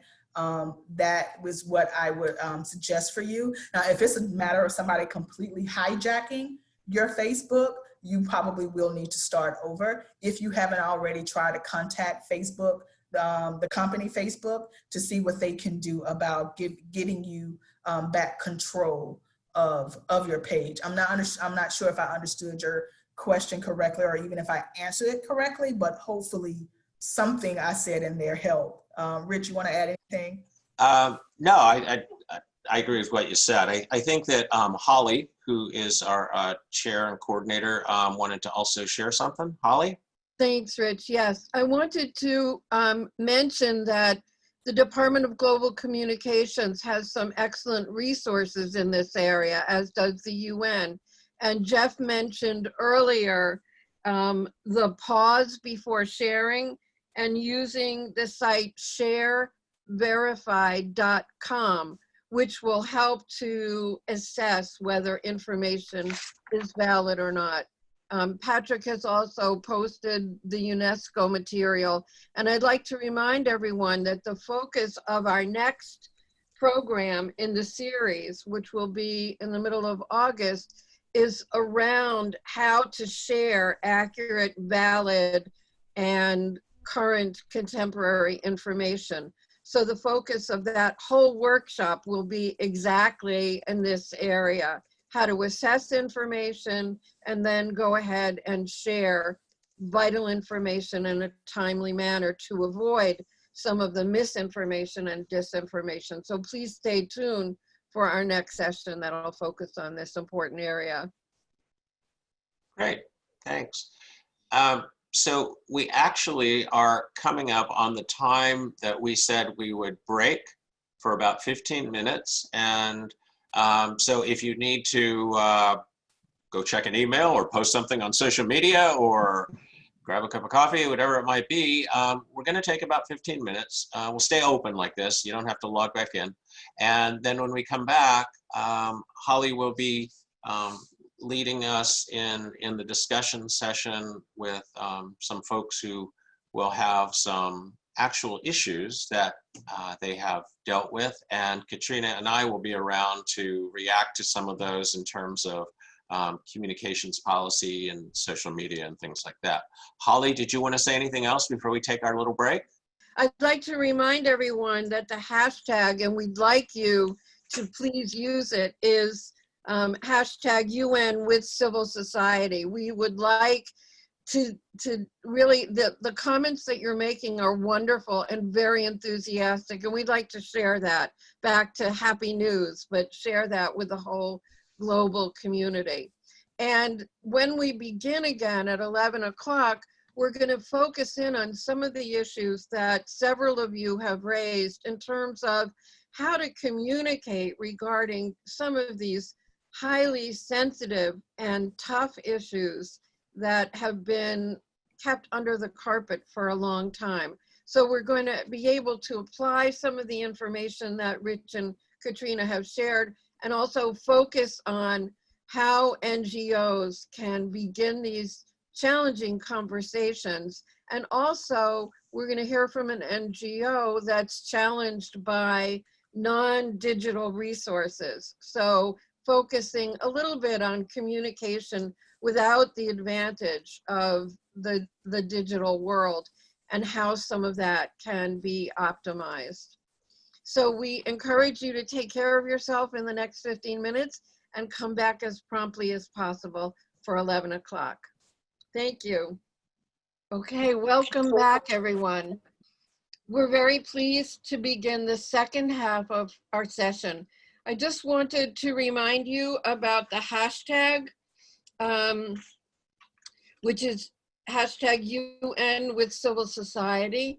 We have almost 600 participants from way over 25 countries on almost every continent. So we're really delighted, especially for the people who are staying up late at night across many time zones to be with us. This second half, I also want to mention that we're recording this session, and several people have inquired about obtaining a copy of the recording and the slides. And the Department of Global Communications will be able to distribute the recording. Information will be on the Executive Committee website and also the DGC website. And we'd like to make that available to everyone as soon as possible. This session is quite different, but building on our prior really outstanding session. We're calling this Transforming NGO Communication from Conversation to Advocacy, Action, and Social Policy, because our focus in civil society is really using the resources available to us throughout the United Nations system, and especially the Department of Global Communications, in order to advocate and become involved in civil society action, hopefully resulting in changes in social policy.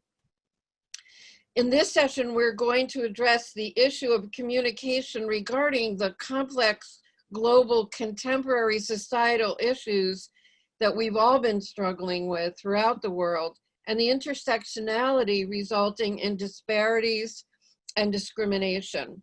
We're going to highlight strategies for NGOs and civil society to identify obstacles within their own organizations, social and professional networks in actualizing the Universal Declaration of Human Rights, which I'd like to remind you again, we're really celebrating throughout the world as an exemplar of a transformational and prescriptive document that really addresses in a very clear way how we can actualize peace and security for all peoples of the world. I encourage you again to please reread not only the UN Charter, which always is so moving, but also the Universal Declaration of Human Rights.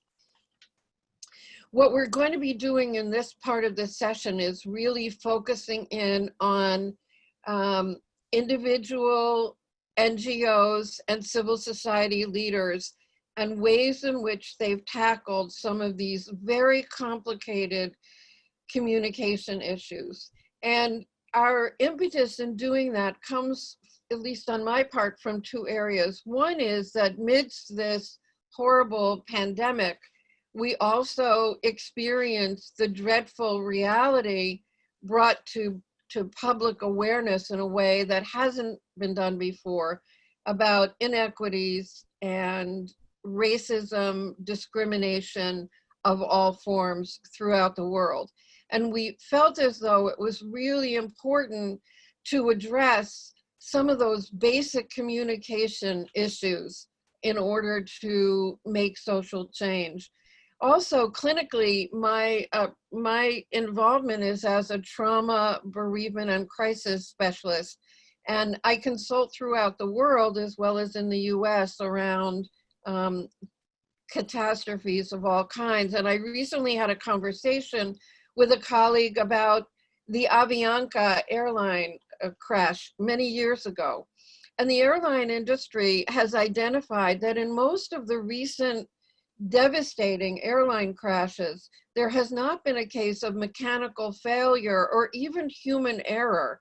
And the one area that's been implicated in this tremendous loss of life is communication. So the airline industry has really led in many ways, improving communication between individuals in the cockpit, individuals in other areas of the airline industry, in order to enhance clear, direct communication and begin to address some of the cultural obstacles that are in the way of clear communication. So we're going to start our conversation. We have three teams, and we're going to start with using racism, African Americans and persons of color in North America and Europe as an example of discrimination that we're all eager to do something about, but some of us don't know how to even begin to talk about it. So I'd like to introduce Dr. Rose Cardarelli, who is the CEO of several NGOs, and she also has been a director on the Global NGO Executive Committee, and she has a very long history and set of experience dealing with many of these topics in a professional capacity. And her partner in this discussion is Colonel Doreen Hurt, who I hope you read her bio. She is a very accomplished and highly decorated colonel, retired now from the US Army. And she's dealt with this complex situation personally and professionally, and we'd like to focus on this, how to begin these complex, complicated conversations. the platform is yours, Dr. Cardarelli and Colonel Hurt. Thank you, Holly, for such a very eloquent introduction. And Doreen and I are very grateful to be here today to talk about a very sensitive and difficult topic, but it's important and it's relevant. And both Doreen and I worked in very large, diverse organizations. And now with my affiliation with the United Nations and with NGOs, I felt that this topic was important enough to discuss in our communications workshops. So Holly, thank you very much for including us. During my career in the military, I was trained as a race relations officer, and that goes back decades. And I really felt I was quite accomplished and quite prepared to discuss race issues. And I felt we were doing a pretty good job for decades. You know, after all, soldiers that train for combat usually live by a code. And I thought we were all following that code. But as I became senior and more wiser, I discovered two things. The first was there was a dormant, latent, subversive, implicit racial discrimination that still existed, and that surprised me, and I felt very naive and ignorant. The second one was I was colorblind, and I was kind of proud of that fact because I thought I saw all people in the military as equal, and I thought that I was really setting the example as a leader. So now we fast forward to today, and we all know about the many incidences that have occurred over and over and over, and I had to ask myself, how did this happen? And I pondered and questioned and studied and analyzed it a lot, but I couldn't come up with the answers. And this was a frequent topic at my dinner table. And then I discovered it would quickly be forgotten because we got busy with other things. Then late one night after George Floyd was killed, I received a love letter for my white friends. Well, you have to admit that threw me off because it was a letter that I received late at night. And I said, who would send me such a letter? That courageous communications came from my friend Doreen. Now, she and I served together in the Medical Service Corps. We were commanders together in the military at the highest levels. And I actually met Doreen through my mother, they were friends first. My mother had experienced discrimination as an immigrant when she came to the United States by both, her family here as well as people that she interacted with. And she witnessed this discrimination that Doreen was experiencing on a military installation, and that's what brought these two together. Well, that letter that Doreen wrote to me brought us together today because I realized that those who had received it, needed to know about this, and that while Doreen and I were in the same Army, received the same training, commanded at the same levels, which meant that we were at the top 1% of the Army, we had very different experiences. And these are experiences that I've only just now become aware of. I didn't know any better, and I thought I was a well-read, educated individual. So I'm going to stop here because we all need to hear how white privilege can blind us into thinking that we're all equal. And I'll turn this over to Doreen to tell her story. Doreen? Good morning, everyone. It's an honor for me to speak with you. I'd like to thank Dr. Holly Shaw, Richard Yep, the Department of Global Communication, and my long-term friend, Rose Cardarelli, for the invitation. Before I make my remarks, I believe it's important to inform you of a few things and offer some definitions of terms that I'll be using. First, I have only one disclaimer, and that is the statements and views that I offer for your consideration are solely my own and don't imply endorsement of any entity or anyone else. They are a reflection of how I process my personal life experiences and those of my family, friends, and colleagues. Simply stated, although I'm asked a lot, what do all Black people think? I do not represent the thinking of all African Americans. So I just wanted to put that out there. Secondly, I'd like to offer my definitions of key terms that I'll be using. Others may have different views, and that's okay, but it's important for you to understand the basic context from which I am speaking from my perspective. Communication often fails when people are dealing with issues or discussing matters based on very different and fundamental understandings of what's being discussed. So it's really important to understand the definitions. The first definition is racism. In my view, racism is a prejudice, discrimination, or antagonism directed against a person or people on the basis of their membership of a particular racial or ethnic group, typically one that is a minority or marginalized. Racial discrimination is the belief that different races possess distinct characteristics, abilities, or equalities, especially so as to distinguish them as inferior or superior to one another. Discrimination is the unjust or prejudicial treatment of different categories of people or things, especially on the grounds of race, age, and sex. Institutional or structural racism which is a lot of the discussion that's happening today to try to unearth and dismantle that, is a form of racism that is embedded as normal practice within society or an organization. It can lead to such issues as discrimination in criminal justice, which we see a lot in the United States, employment, housing, healthcare, political power, education, just to name some areas. And structural discrimination is a form of institutional discrimination against individuals of a given protected characteristic such as race or gender, which has the effect of restricting their opportunities. Redlining, for those of you who've never heard about redlining, is a systematic denial of various services by federal agencies, local government, as well as the private sector, either directly or through the selective raising of prices. Neighborhoods with high proportions of minority residents are more likely to be redlined than other neighborhoods with similar household incomes, housing, age, and type, and other determinants of risk, but different racial compositions. What you need to understand before I say anything further is, no matter how challenging the issues are that we're experiencing in the United States right now, if not for the centuries of sacrifice and brutality that my ancestors as African-American slaves beginning in the United States in 1619, the brutality that they suffered, it's central to how and why the United States developed and prospered.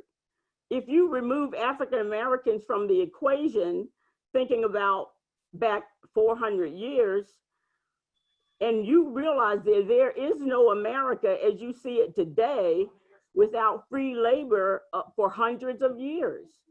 My ancestors paid the price and earned the right for me and all African Americans to have the opportunity to live our fullest potential within a society that is safe, just, and free from racial, ethnic, or discrimination of any kind. I firmly believe that we have earned this right, having toiled, fought, and died for this nation. So I'm fundamentally through and through American. I love America, but that does not diminish the fact, as Ro alluded to, that we have many issues still to work through. Given the work that many of you in the UN have done across the globe, it's my sincere hope that you will receive some insights that'll resonate with you and translate into actions that you can take to help improve the welfare of marginalized people in various nations around the world. I know that you're working very hard at that now, but I just wanted to give you some other things to think about that might be useful in your work. Let me start with a question. Is it realistic to truly believe that the United States or any nation with hundreds of years of oppression of marginalized people who have little or no power would not have vestiges of structurally biased racist systems that discriminate in 2020? Unfortunately, you well know that the globe is full of leaders that marginalize and brutalize their citizens. I sincerely commend you for the work that you do to mitigate and address this reality, often putting yourselves in harm's way.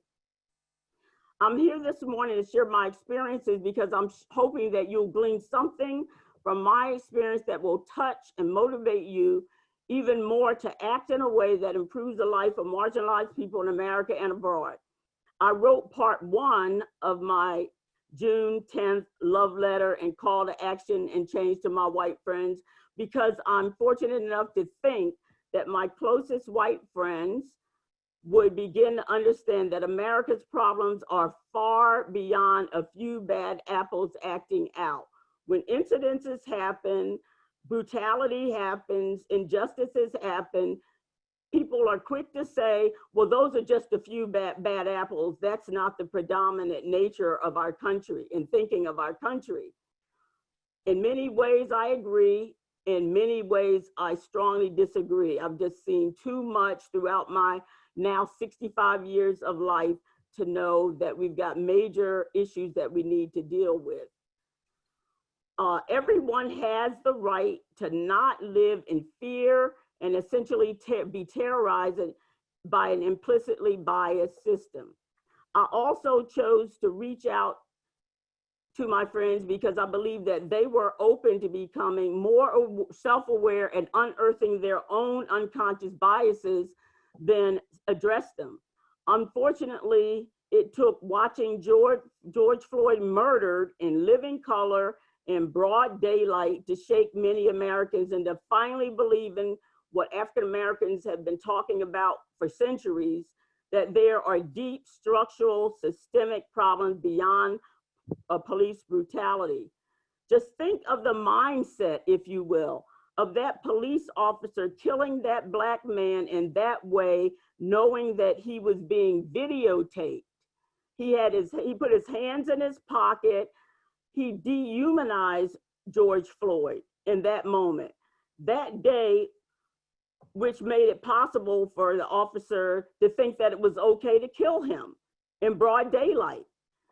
There's a different sense about what's different now than in previous times of killings. Because there's a different sense now about the reactions to Floyd's death than anyone previously in recent memory. There are many examples of other people, that African Americans that were killed at the hands of police, sitting in a car, not doing anything overt, and killed because of what they look like in many instances. But now what's different is there seems to be an increased sense of urgency to change. That is heartening to me because living in a racist society is exhausting. I want everyone to hear me say that. Living in a racist society is exhausting. Doreen, we're going to have to wrap it up because we have other speakers after us. So if you could summarize, that would be wonderful. Okay, I just wanted to give you a few examples, and that is in my growing up, some of my love letter, which I'll be happy to share with Ro, and she can give it out, and I'll also share my resources.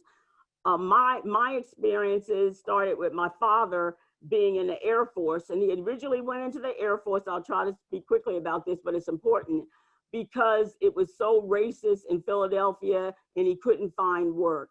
He went in the Air Force, he got his skill, he got out of the Air Force, but when he did get out of the Air Force, he was told back in Philadelphia, we're not gonna hire you. He went back in the Air Force. So in a strange way, because of how racist our society was, that is what instilled in me the motivation to serve our nation. Because even though it was bad, it wasn't as bad as it was in Philadelphia.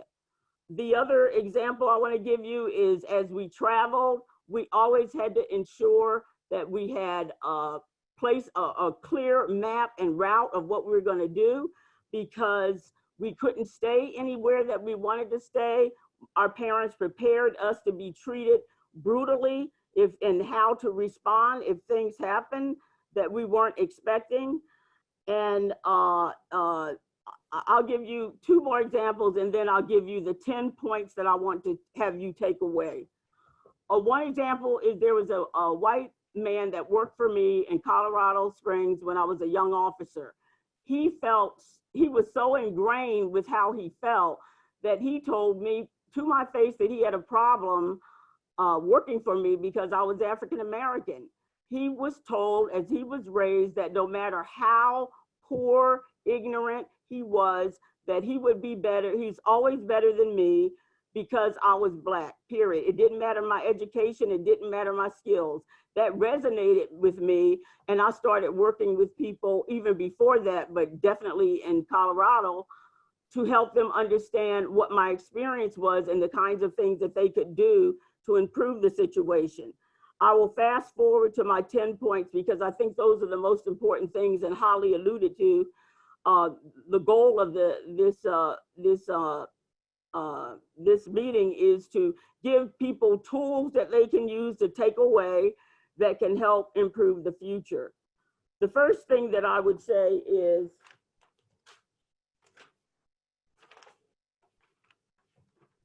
excuse me for a second. The first thing that I would suggest is that we have to admit that there's a problem. You can't solve what you don't admit and don't understand in detail. So we need to admit that the kinds of issues that many minorities have been talking about for centuries actually exist. Believe what we're saying. The second thing I would say is to listen.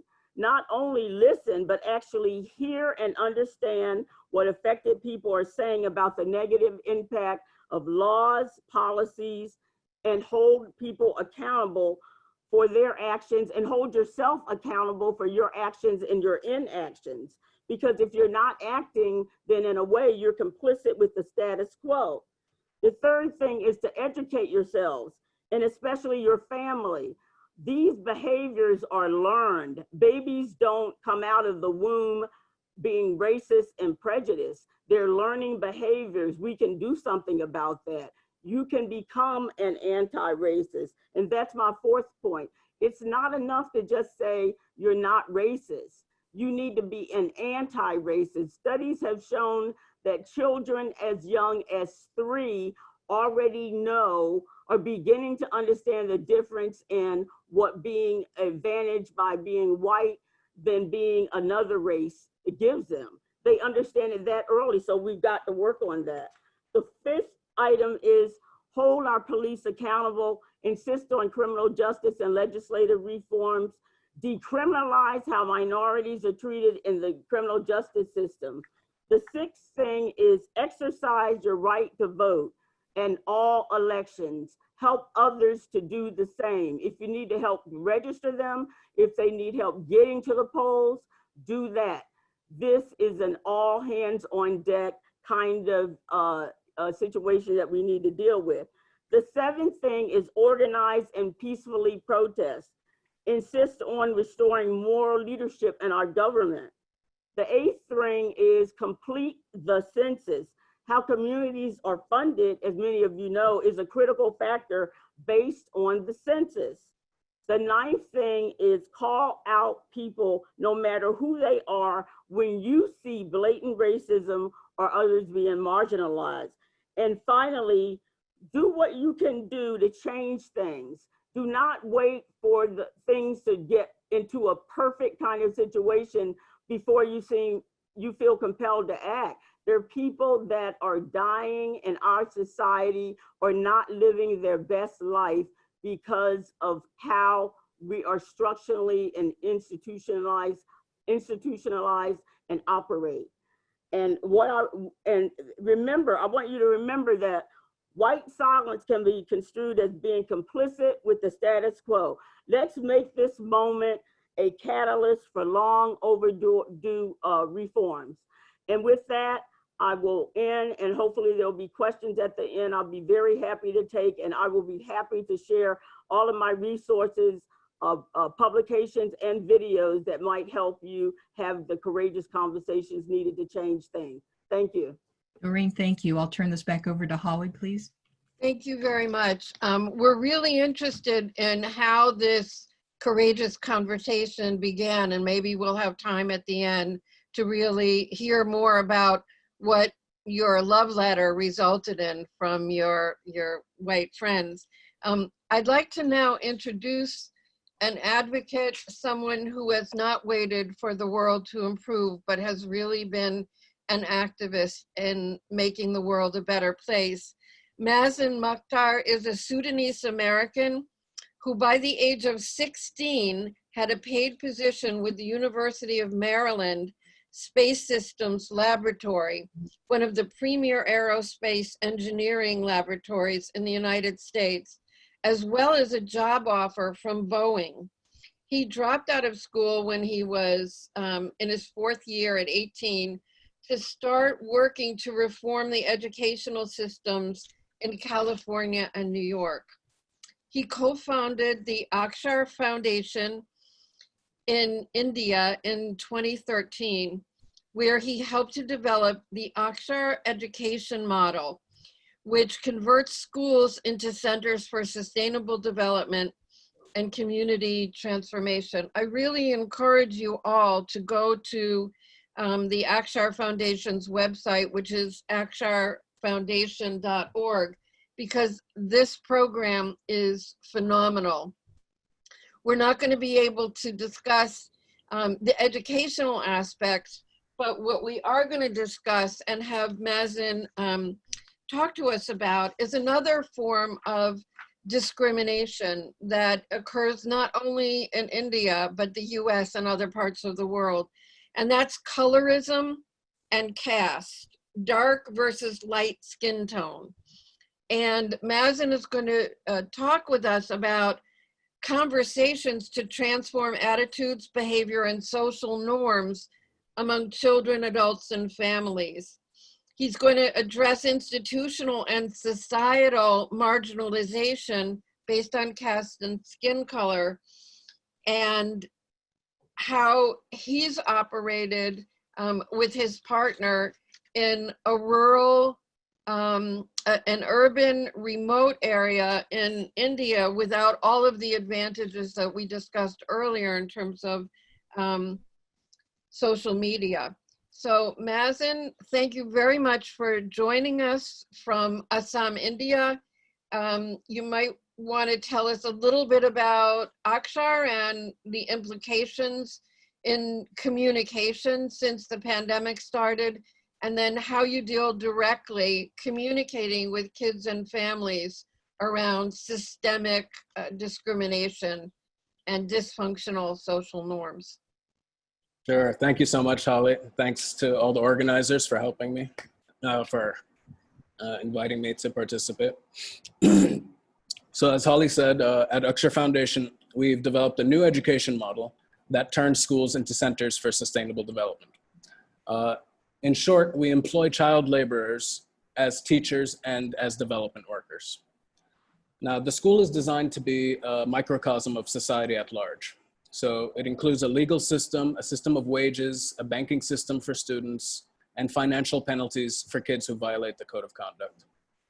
I'll give some background on the model, since the financial system and the legal system we have in the school help us to very effectively address issues of discrimination among the students.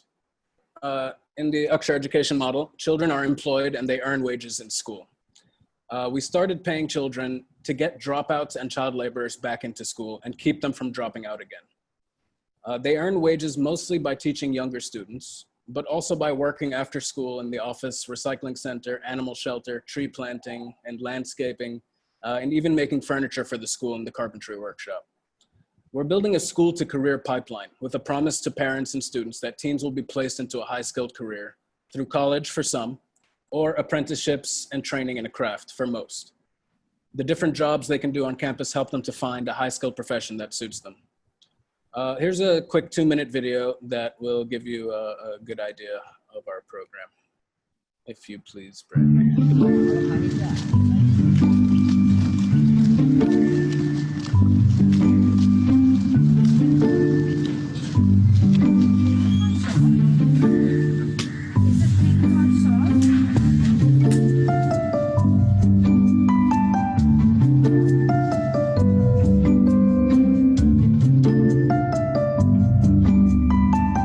We decided to collect plastics from our students because that was the immediate problem. We heard reports from the students that they would burn plastic almost every day. And in the winter months, all the students gathered around it for warmth. So then we made it compulsory.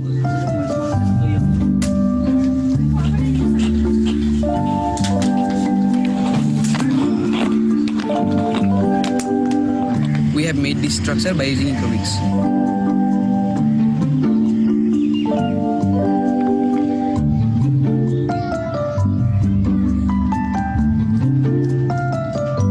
The students are also getting more conscious now. They are aware that plastic is bad for health, burning plastic is bad, and they are talking to their parents about the ill effects, and like they're starting to understand. Orang gimana ya? Evil dia apa? Evil hati. Elephant.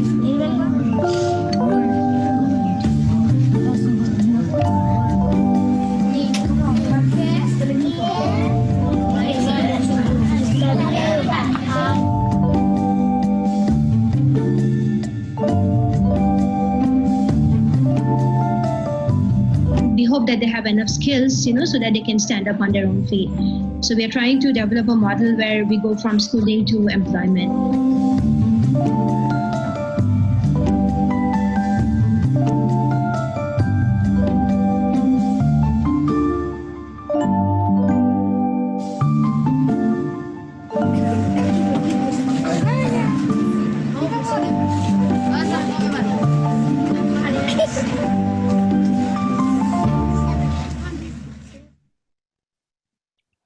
So now during the COVID lockdown, classes are happening over smartphones on WhatsApp, and the school itself has become a food distribution center for families hit by the COVID lockdown. Senior students act as social workers, identifying and taking photos of houses in their neighborhoods with food shortage and sending to teachers who deliver the rations. So this one school has delivered 2-week ration kits for about 15,000 people in the city where the school is. And now we're working on replicating this model in government schools throughout India. But when we started in 2016, students and parents were full of really harmful behaviors and dangerous ideologies.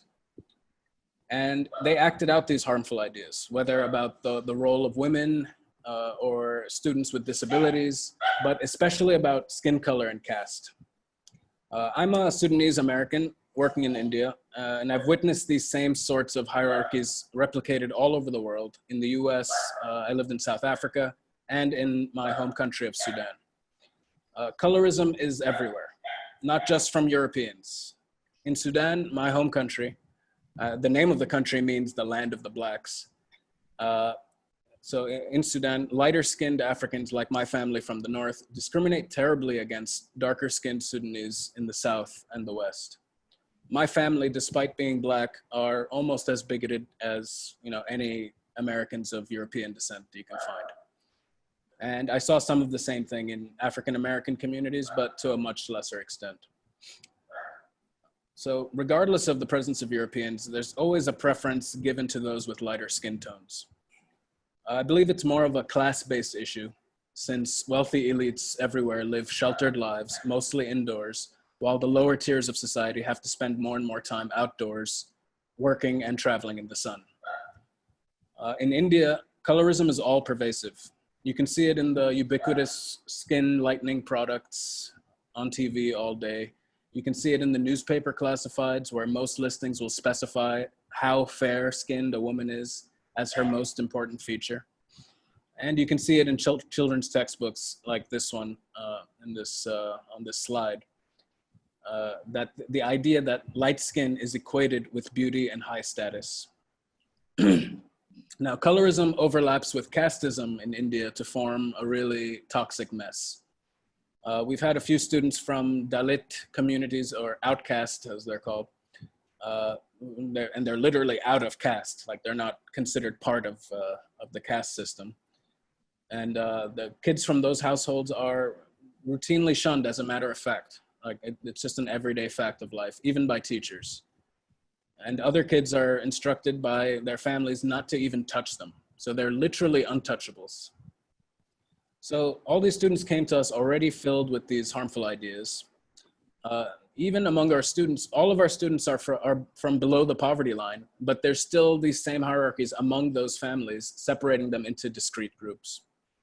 So one example we had earlier on was one parent who was repeatedly harassing other parents with darker skin and from a lower caste. This happened outside of school as they were neighbors.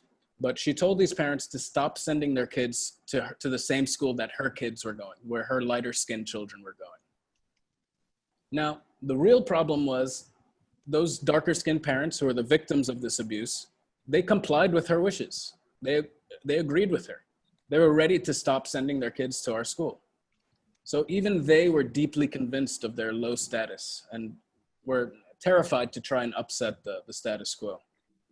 And that's how bigotry becomes a self-fulfilling prophecy. Next slide, please.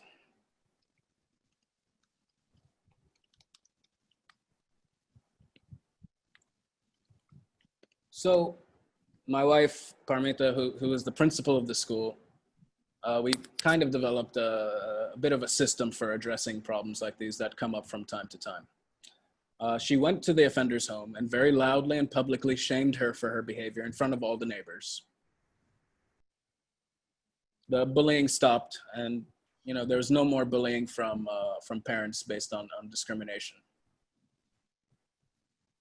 Oh, my internet connection is unstable. Yeah, Mazen, you were out for a minute. Can you just repeat that? From the slide change? Yeah. Yeah, okay. So we had this mother who was bullying all the others, bullying her neighbors and encouraging the kids to stay home. My wife, who's the principal of the school, she went to the home of the offenders and very loudly and publicly shamed them in front of their neighbors. And she elevated the victims by telling the offending mother how important their children are. And if she doesn't like it, she can withdraw her children from the school. Then she had to scold the victimized parents for acquiescing to her crazy demands and for having such a low opinion of themselves. After that, the bullying stopped and we all could put the matter behind us, and there was no more bullying from parents. Because it was so public, all the parents could see the shaming process. So we still, after that, had a few cases of discrimination among students in the early days, but no incidents in the last year or two. And this tells us that the system is rather effective. So the 4 steps are essentially public shaming, holding a mock trial for open discussion, empowerment of the victim, and forgiveness of the perpetrator after they're punished. So another case to illustrate, we have a daily system of tutoring in the school called Matchup, where an older student is paired to teach a younger one, and they get paid for this.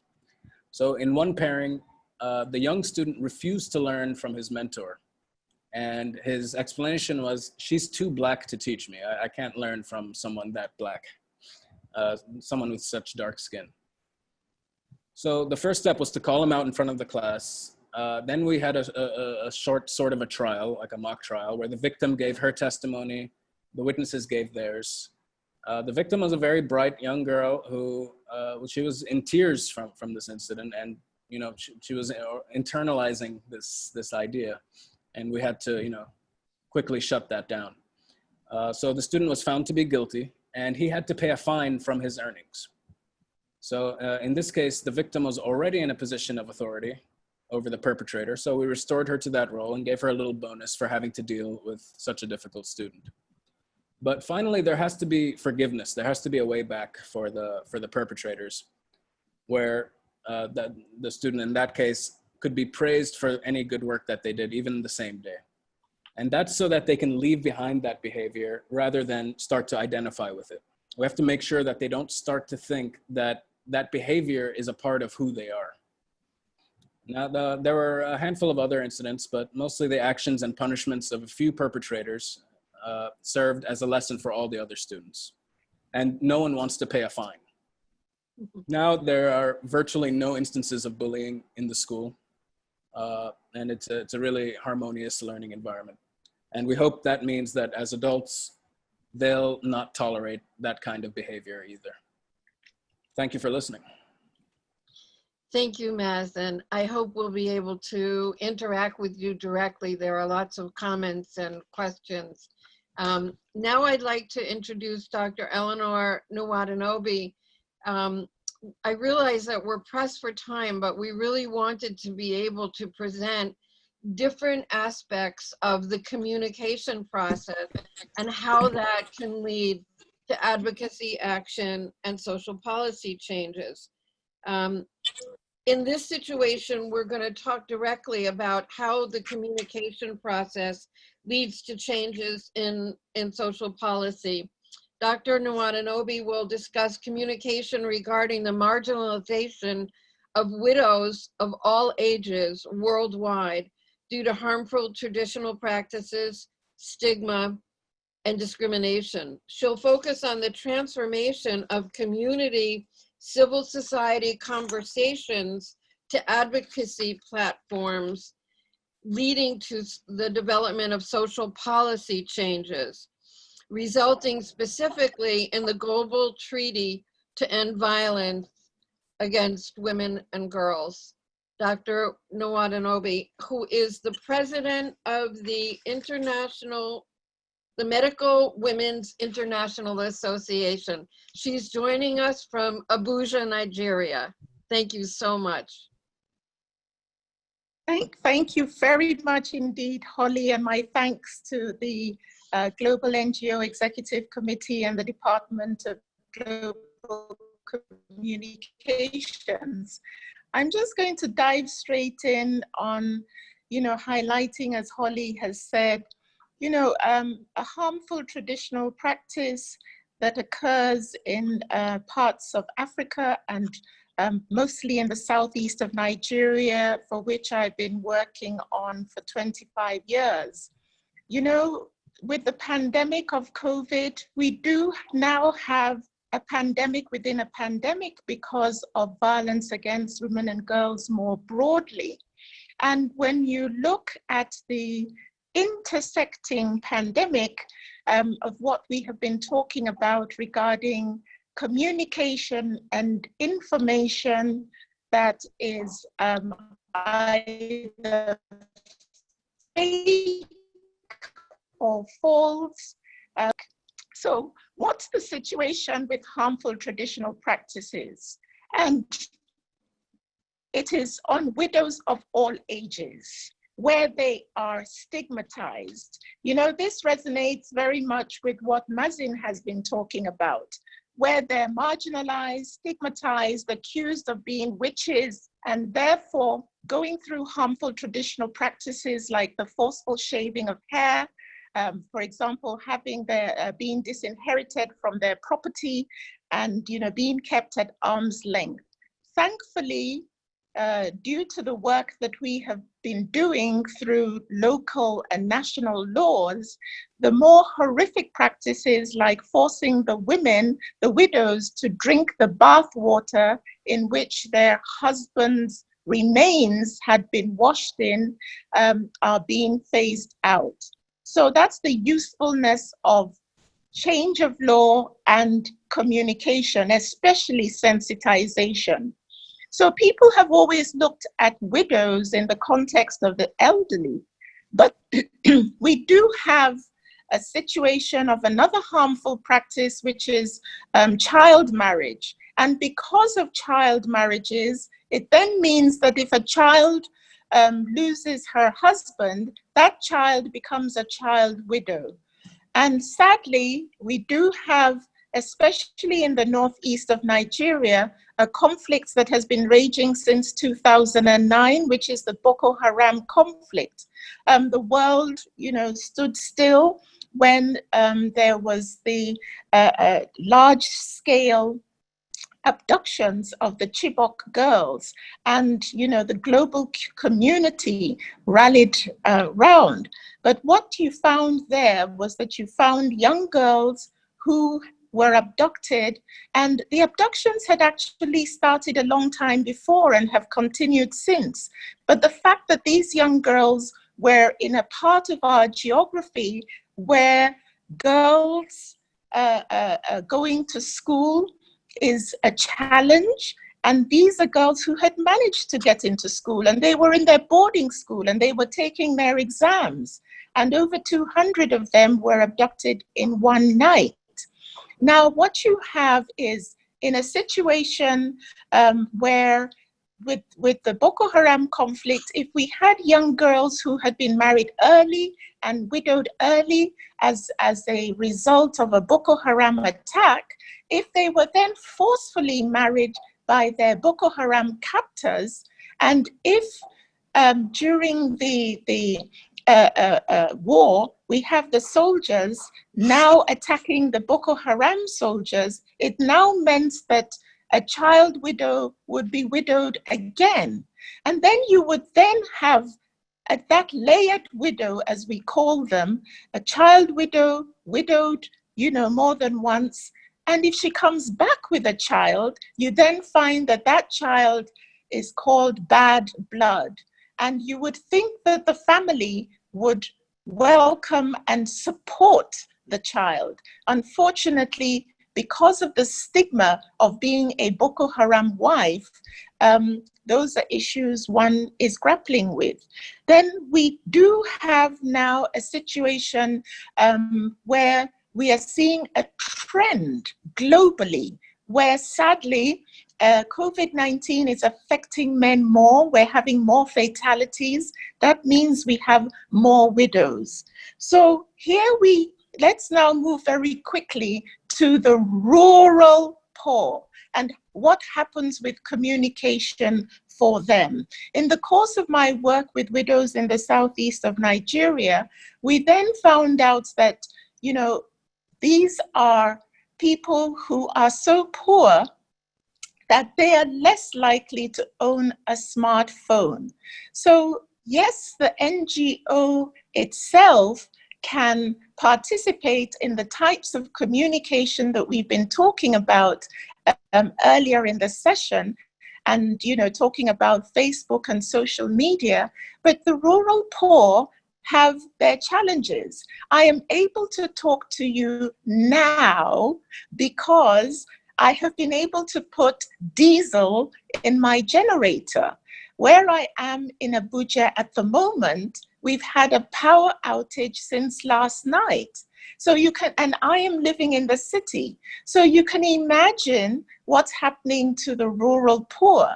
So for a widow, for example, who manages to have a phone, she's less likely to have a smartphone. And therefore, she's less likely to communicate in the ways that we have been talking about. But there is a way around this. What we were able to do was to get those who do have smartphones to be able to have the widows congregate because they band together. However, with the lockdown situation, communication was affected because their banding together, coming together to discuss their coping strategies was now no longer possible. And you also found that there are issues just like I'm having with the electricity outage, and then data. Data is needed for social media. So the traditional system for communication in the villages where we work is what is called the town announcer. Previously, they were called town criers, but we've dispensed with that word now, and they're called town announcers. And they are very, very useful in the communities. So we were able to send out life-saving health information around COVID and prevention regarding what the widows and those in the community needed to do through the town announcers, telling them about maintaining hygiene, talking about washing of hands, remembering very much that in some of these areas, water is an issue. So for some of them, going to the stream to fetch water, the program that I run, we were able to set up a water system with an overhead tank and a well to be able to pump the water.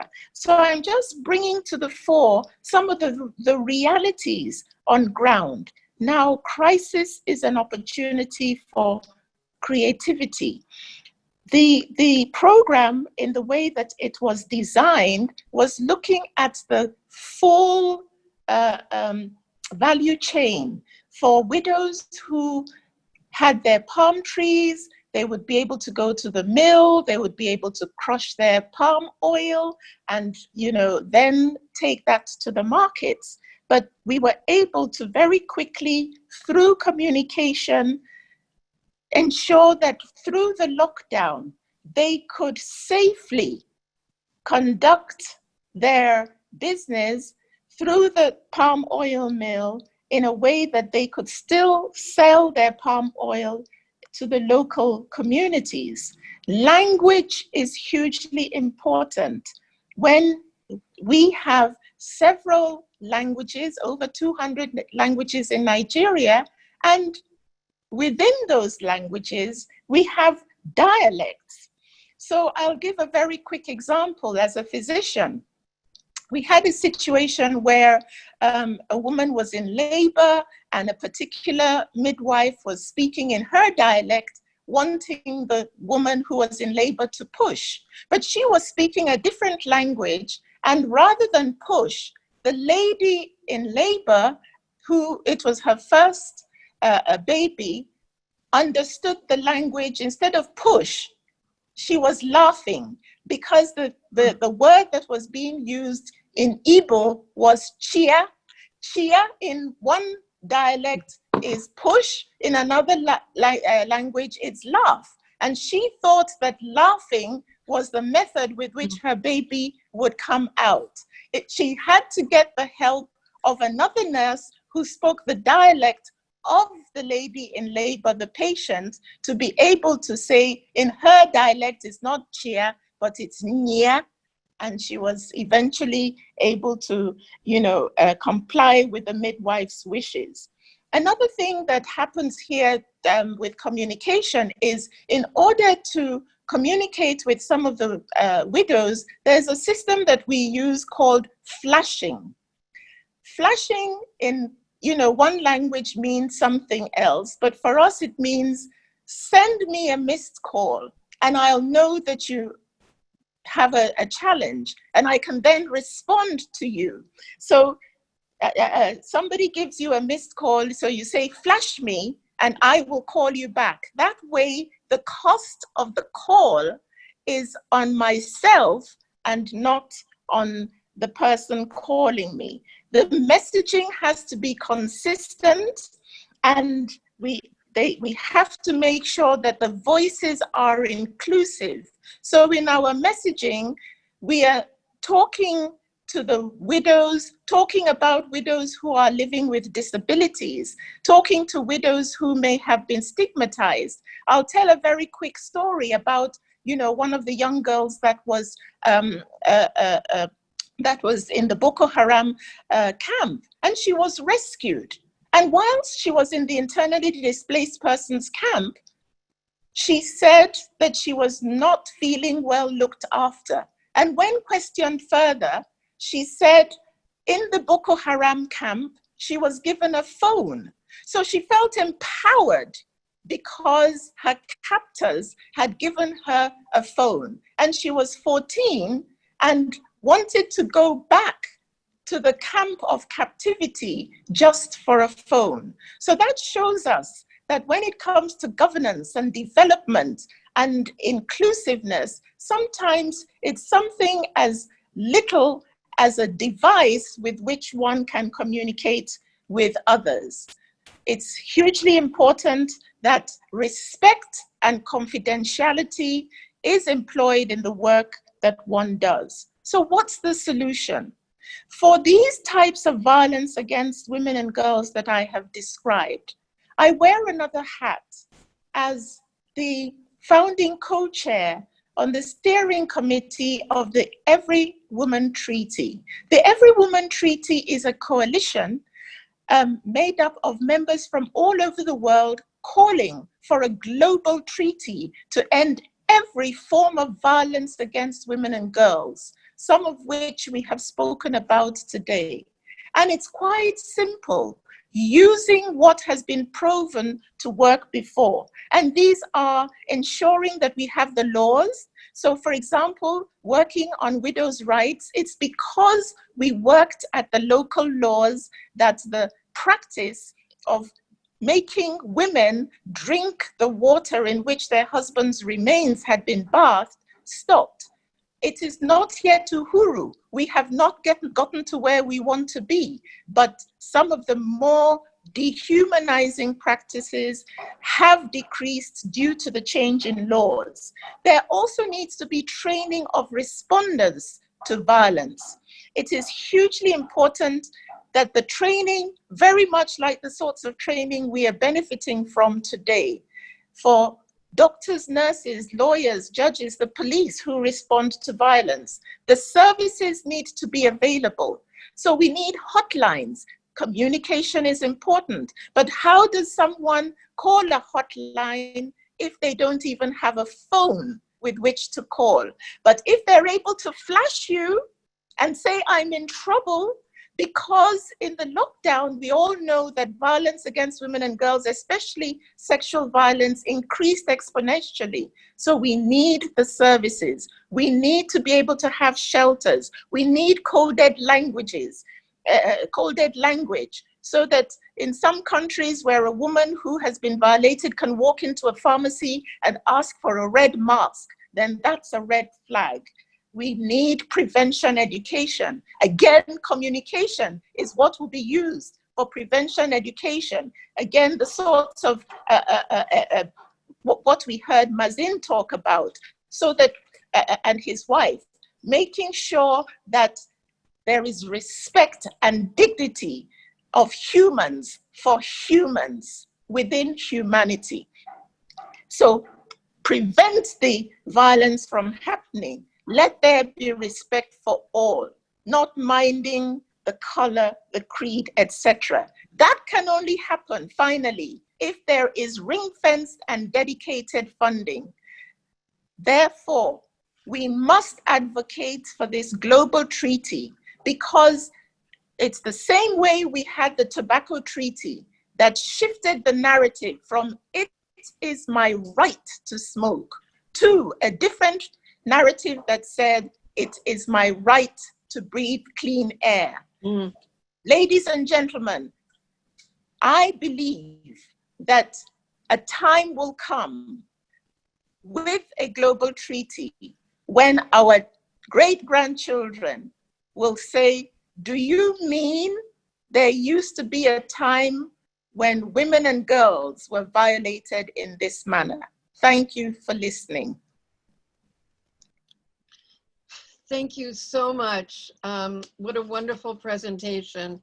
I'd like to now open the floor up to questions, comments, and interactive discussion. Each of our presenters has, I think, inspired each of us to make change where we are, where we can, by using communication methods from basic to highly sophisticated. So we have many questions here. Let's see, if you use the raising hand function, I think that would be helpful. Who would like to start?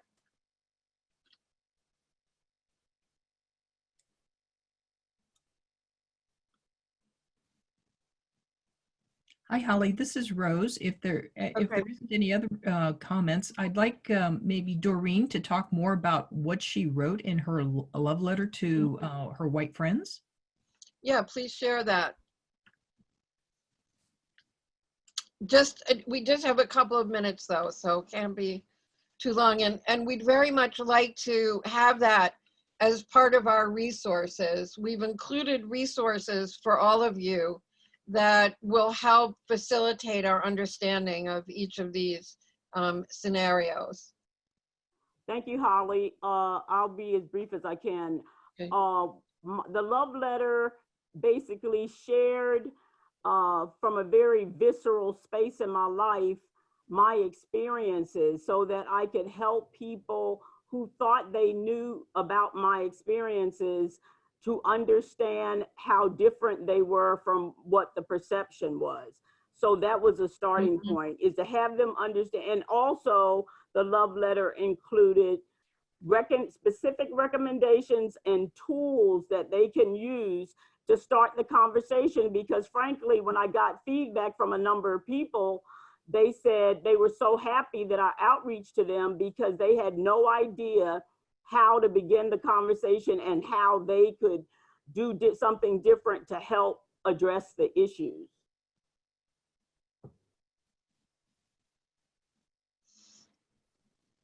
Okay. I think that what touched me when I first heard about this was how important it was to communicate our experience with each other. And that seems so basic, but a step that we often just miss.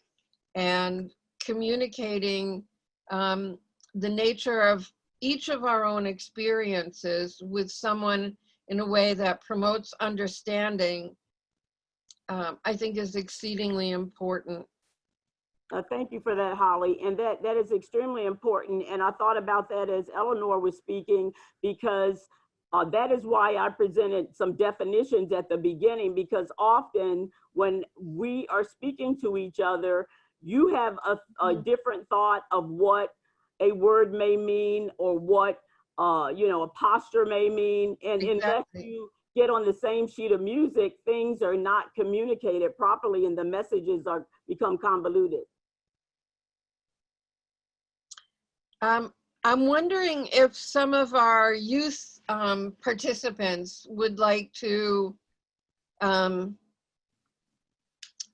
make some comments.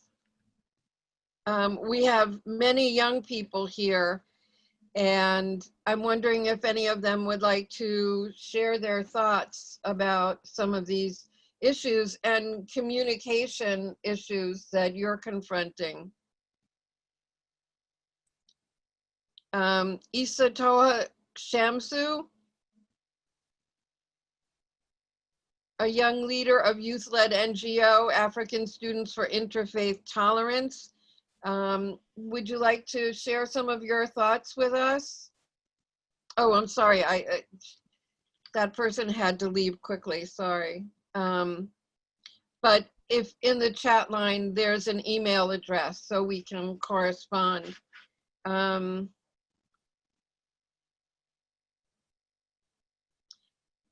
Doreen, Colonel Hurt, it seems like people of color, especially Black people, bear the burden of educating others about racism. How can white people join the dialogue and take some of that burden away from people of color without drawing attention away from or minimizing the experiences of people of color? When this great publicity began, and there were so many conversations with my friends and colleagues, as people of color, they were, as you alluded to, almost considered experts. And the one phrase that I heard from them over and over again was the same one you used: I'm exhausted. I'm just exhausted. I don't speak for, my people, I just speak for myself. But I think that's an excellent question in terms of how can white people share the burden of education and information. You can start by being honest. And that's what I said in number one, is you have to acknowledge that there's a problem. If you are a white American living in the United States of America, there are privileges that you have without doing anything. Just waking up in the morning before your feet hit the floor, you're given the benefit of the doubt. That is not the case for African Americans. We don't get that. And so you have to claw your way to have opportunities and to improve your life every day, because there are assumptions that are made about you before you say a word. And so I would say the first step is to really be honest. If you live in this country, you can't not have some sense that maybe things are wrong, because African Americans and other people of color have been talking about it for hundreds of years. This isn't new news. So be open to the fact that maybe what your experience is not what other experiences are, and be willing to get educated, but don't count on Black folks to educate you. Go out and get your education so that you can be a tool for change, an instrument of change. Thank you. I think this is one of the ideas that we had in having this very creative and different form of a workshop, in that we wanted the process to begin with self-awareness and self-assessment. And that's another reason why we wanted to envision this as a series, not a one and done kind of situation. So we're encouraging each of us to begin or continue a process of self-examination and awareness that doesn't end with this workshop or any other, but that starts every day in terms of understanding our own privilege, our own less obvious areas of misunderstanding. And as NGO leaders, a good hard look in what we might be communicating without a clear intention to discriminate, but that might be happening. I wonder, Rich, and maybe Katrina, if you could talk a little bit about your NGO and your response as an NGO in the beginning of the pandemic, but also the beginning of the controversy around racial issues, and your assessment of your own NGO and board in terms of those practices. Could you share some of that with us? Sure, we would be happy to do that. I think that Delton had a question first. He was in line there. And so why don't we hear from him, and then Katrina and I will pick it up after that. Thank you so much for this opportunity. It's not really like a question. I'm Delton. I'm originally from Liberia, but I live in the US. And I'm going to school. I'm actually studying computer information science with focus in cybersecurity.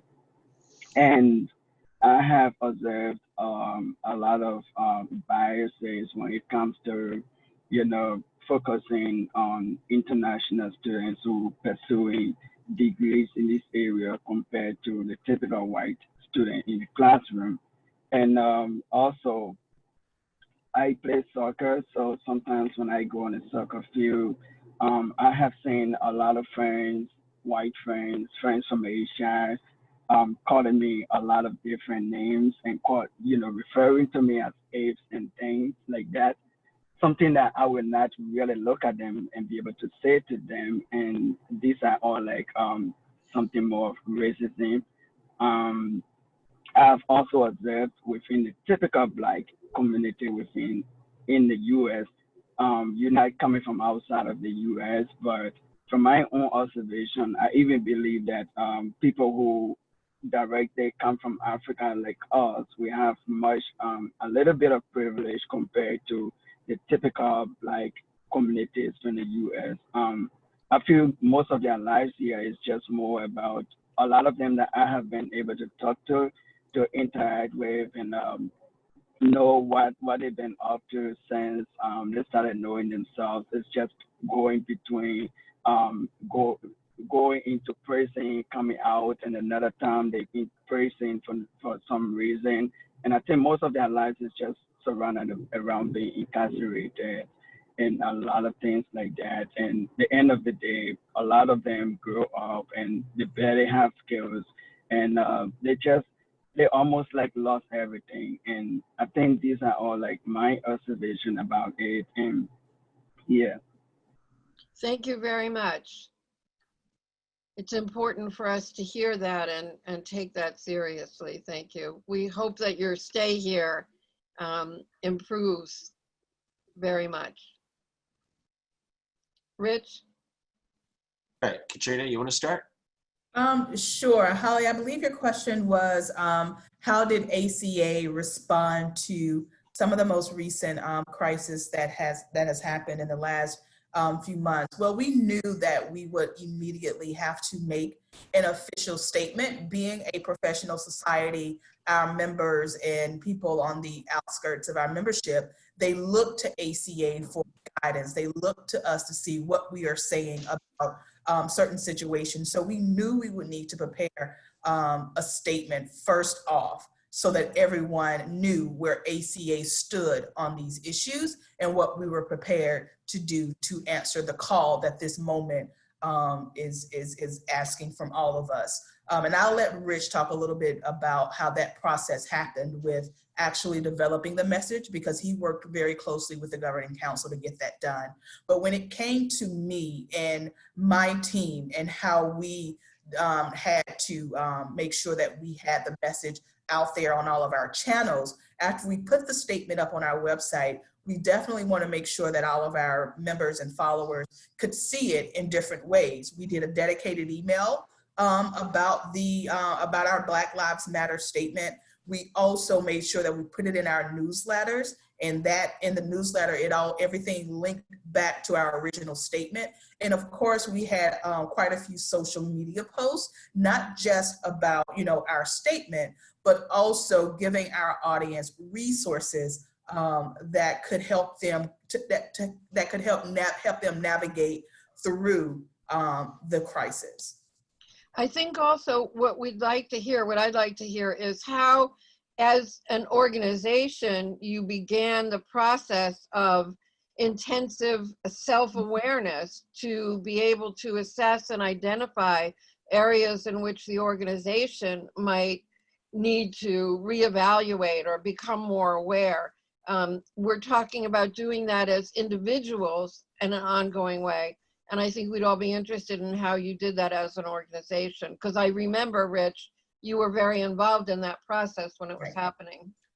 Right. So, part of it is in terms of the counseling profession, because multiculturalism and diversity is such a key component, that we knew we were going to address the issue. That part wasn't a problem. It was getting a little deeper with people and trying to understand that it wasn't just some scholarly or academic discussion, but that it was going to impact and affect everyone, because it does affect everyone. So we knew that the board was going to have to do something. We knew that we were going to have to do something on staff. And what came out was that the systemic racism that belongs and is part of the profession itself needed to be addressed. So it was a tall order. And, we are fortunate. We have a good board who felt strongly that something had to be done. I will tell you, Katrina can tell you, our first statement was okay, but it wasn't really as strong as it needed to be. And so we followed up with a second statement, and the board said, we have to have an action plan that goes with this. We have to have steps that will start to address it both short-term and long-term.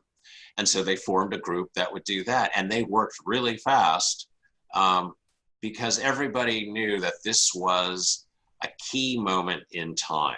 That, yes, we could sit there and say, oh, this is terrible and all this has happened. But they also knew that this was a moment when we could capture it and take some real action and make some real change. And I think that just as we heard from all of our panelists just now, and we're so grateful for all the work that all of you are doing, it's trying to figure out how do you raise awareness and increase growth, and again, look at how do you engage people. And from Doreen's really very personal story to invite people into courageous conversations, or when Mazen shared the Akshar Foundation video. So that video was just shown to people in 25 different countries, because that's how many people are on this call. And then what Eleanor talked about in terms of the oppression and stigma on women, it is that NGOs are able to elevate and amplify the voice of those who don't have one. And that's a responsibility we all need to take forward. And that's what we did in our association relative to anti-racism. So that's just a small sort of example of what we did and how impacted I think that we all are by this. Thank you. And I think it's the hope of the executive committee to serve as a liaison among all of the NGOs affiliated with the Department of Global Communications so that we can share information, we can share knowledge, we can share experiences that again will elevate and amplify the voices of all the peoples of the world, so that we're working together in harmony to improve situations through communication on every level for all the people of the world. Eleanor, we're getting some questions about how people can participate in disseminating information about the treaty. And I wonder if you'd like to share some details about that. Yes, indeed. Quite simply, the website is everywomanoneword.org. And we are, we would like you to sign up to the People's Treaty. The treaties are usually drafted by nation states, but we have what we call the People's Treaty, where for 7 years we looked at every single type of violence against women and girls.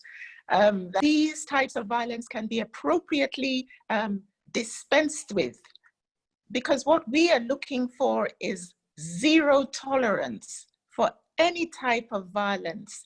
It was during our 7-year work that we heard, for example, about breast ironing, a situation where in parts of Cameroon, to stop Boko Haram from abducting young girls, their own parents are heating stones and putting on the breasts of girls at the time of puberty so that their breasts don't develop. So we do have the People's Treaty, which is like a zero draft of what we would love to see in a treaty. And unless we have a global binding norm of this nature to which every nation state will sign up to, then that's the only time we can get rid of these immensely dehumanizing practices around the world. So please go to everywoman.org, sign up for the People's Treaty, volunteer to be a voice. Just like Rich said, be a part of us. And Katrina,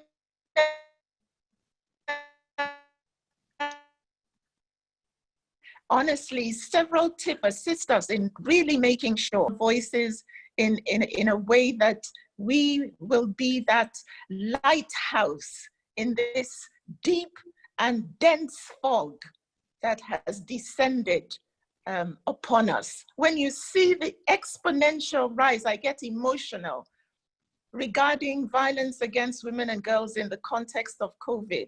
That's why we were the first to say that this is a pandemic within a pandemic, because before the viral pandemic, we had a situation of 1 in 3 women and girls who had undergone one form of violence or the other.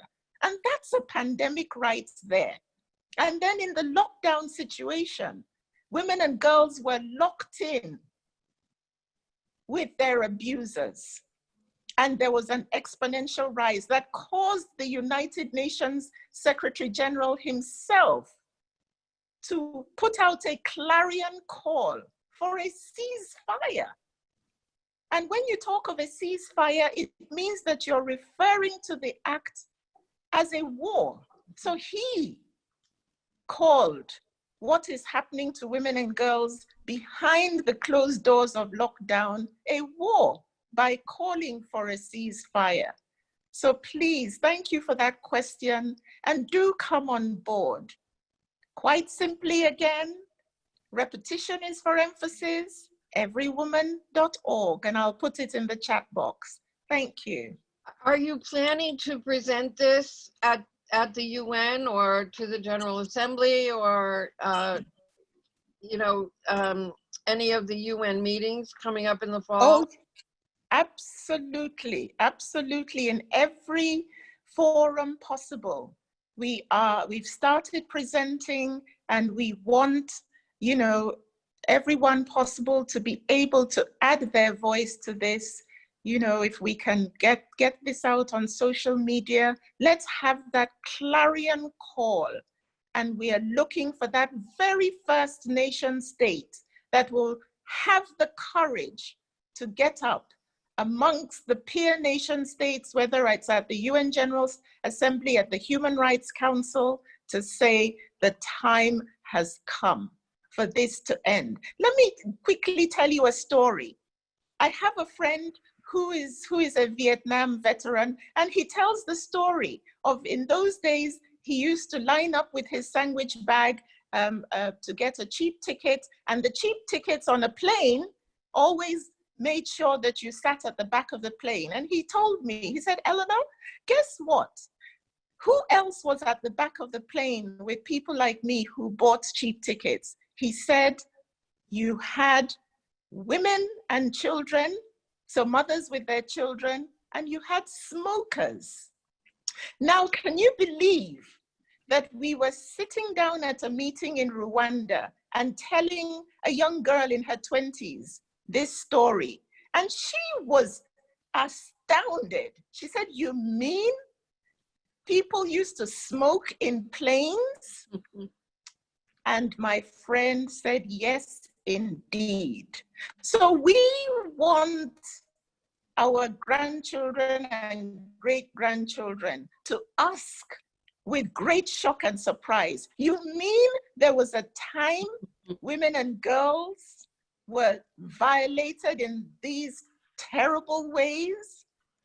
Because you and I would have added our voices to ensure that no longer will we see violence against women and girls, and no longer will perpetrators wander around without being punished. Let's break the silence around violence. That each of us from our respective NGOs utilize some of the important lessons we learned today in terms of social media, both personally and professionally, to publicize this among maybe some other ideas that we've developed during the morning, but to put on whatever social media we choose repeatedly, not just today, information about this treaty and how people can sign on and what they can do. There was a question about Mazin's program, the Akhtar Foundation, and why that can't be replicated throughout the world. And that's what they're planning to do. They're already in negotiations with governments throughout India, even the US and UNICEF. And we can publicize that website and that information and share it with all of our professional and personal social networks. And if we use today as a kickoff, it'll be exciting and really productive to see what we can create in terms of the aspirational goals of the SDG and the Universal Declaration of Human Rights, which I'd like to refer to again as the recognition of the inherent dignity and of the equality and inalienable rights of all members of the human family, which is the foundation of freedom, justice, and peace in the world. So we've heard some very different experiences and ways to communicate in courageous conversations that are really transformational.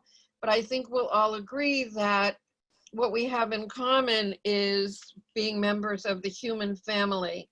And if we move forward to use the skills and resources that we've had the advantage of today to enhance the quality of life for the entire human family, not just right now, but as Eleanor pointed to, in the future, for future generations, I think we will have really accomplished something important and meaningful despite the obvious disappointments and challenges. So with that, I think we can close the session unless there are any other comments. And I'd like to call on Fanny Mullen to see if Fanny, as chair of the executive committee, if there's anything else that you'd like to add before in closing. Okay. First of all, I want to give my appreciation and gratitude to all of the participants. And it was a very informative conversation. I would like to have a copy of Colonel Durant's 10 points. I think they were accurate. I related to many of the things that she said in those 10 points. I will tell this brief story. My great-great-grandmother, my mother's mother, was a slave. And I was very young, and she lived to be 114 years old. And I just slightly remember what she said, how cruel slavery was. And I also would like to make a statement about the organization that I represent at the United Nations. It's the National Council of Negro Women. And the founder was Mary McLeod Bethune. And she founded the first college for African-American girls in Daytona Beach, Florida. My organization has been in the forefront for civil rights and human rights since its inception. And Mary McLeod Bethune was in San Francisco in 1945. And she sent back a letter to all members of the organization stating that all mechanisms developed by the United Nations must have a place for persons of color.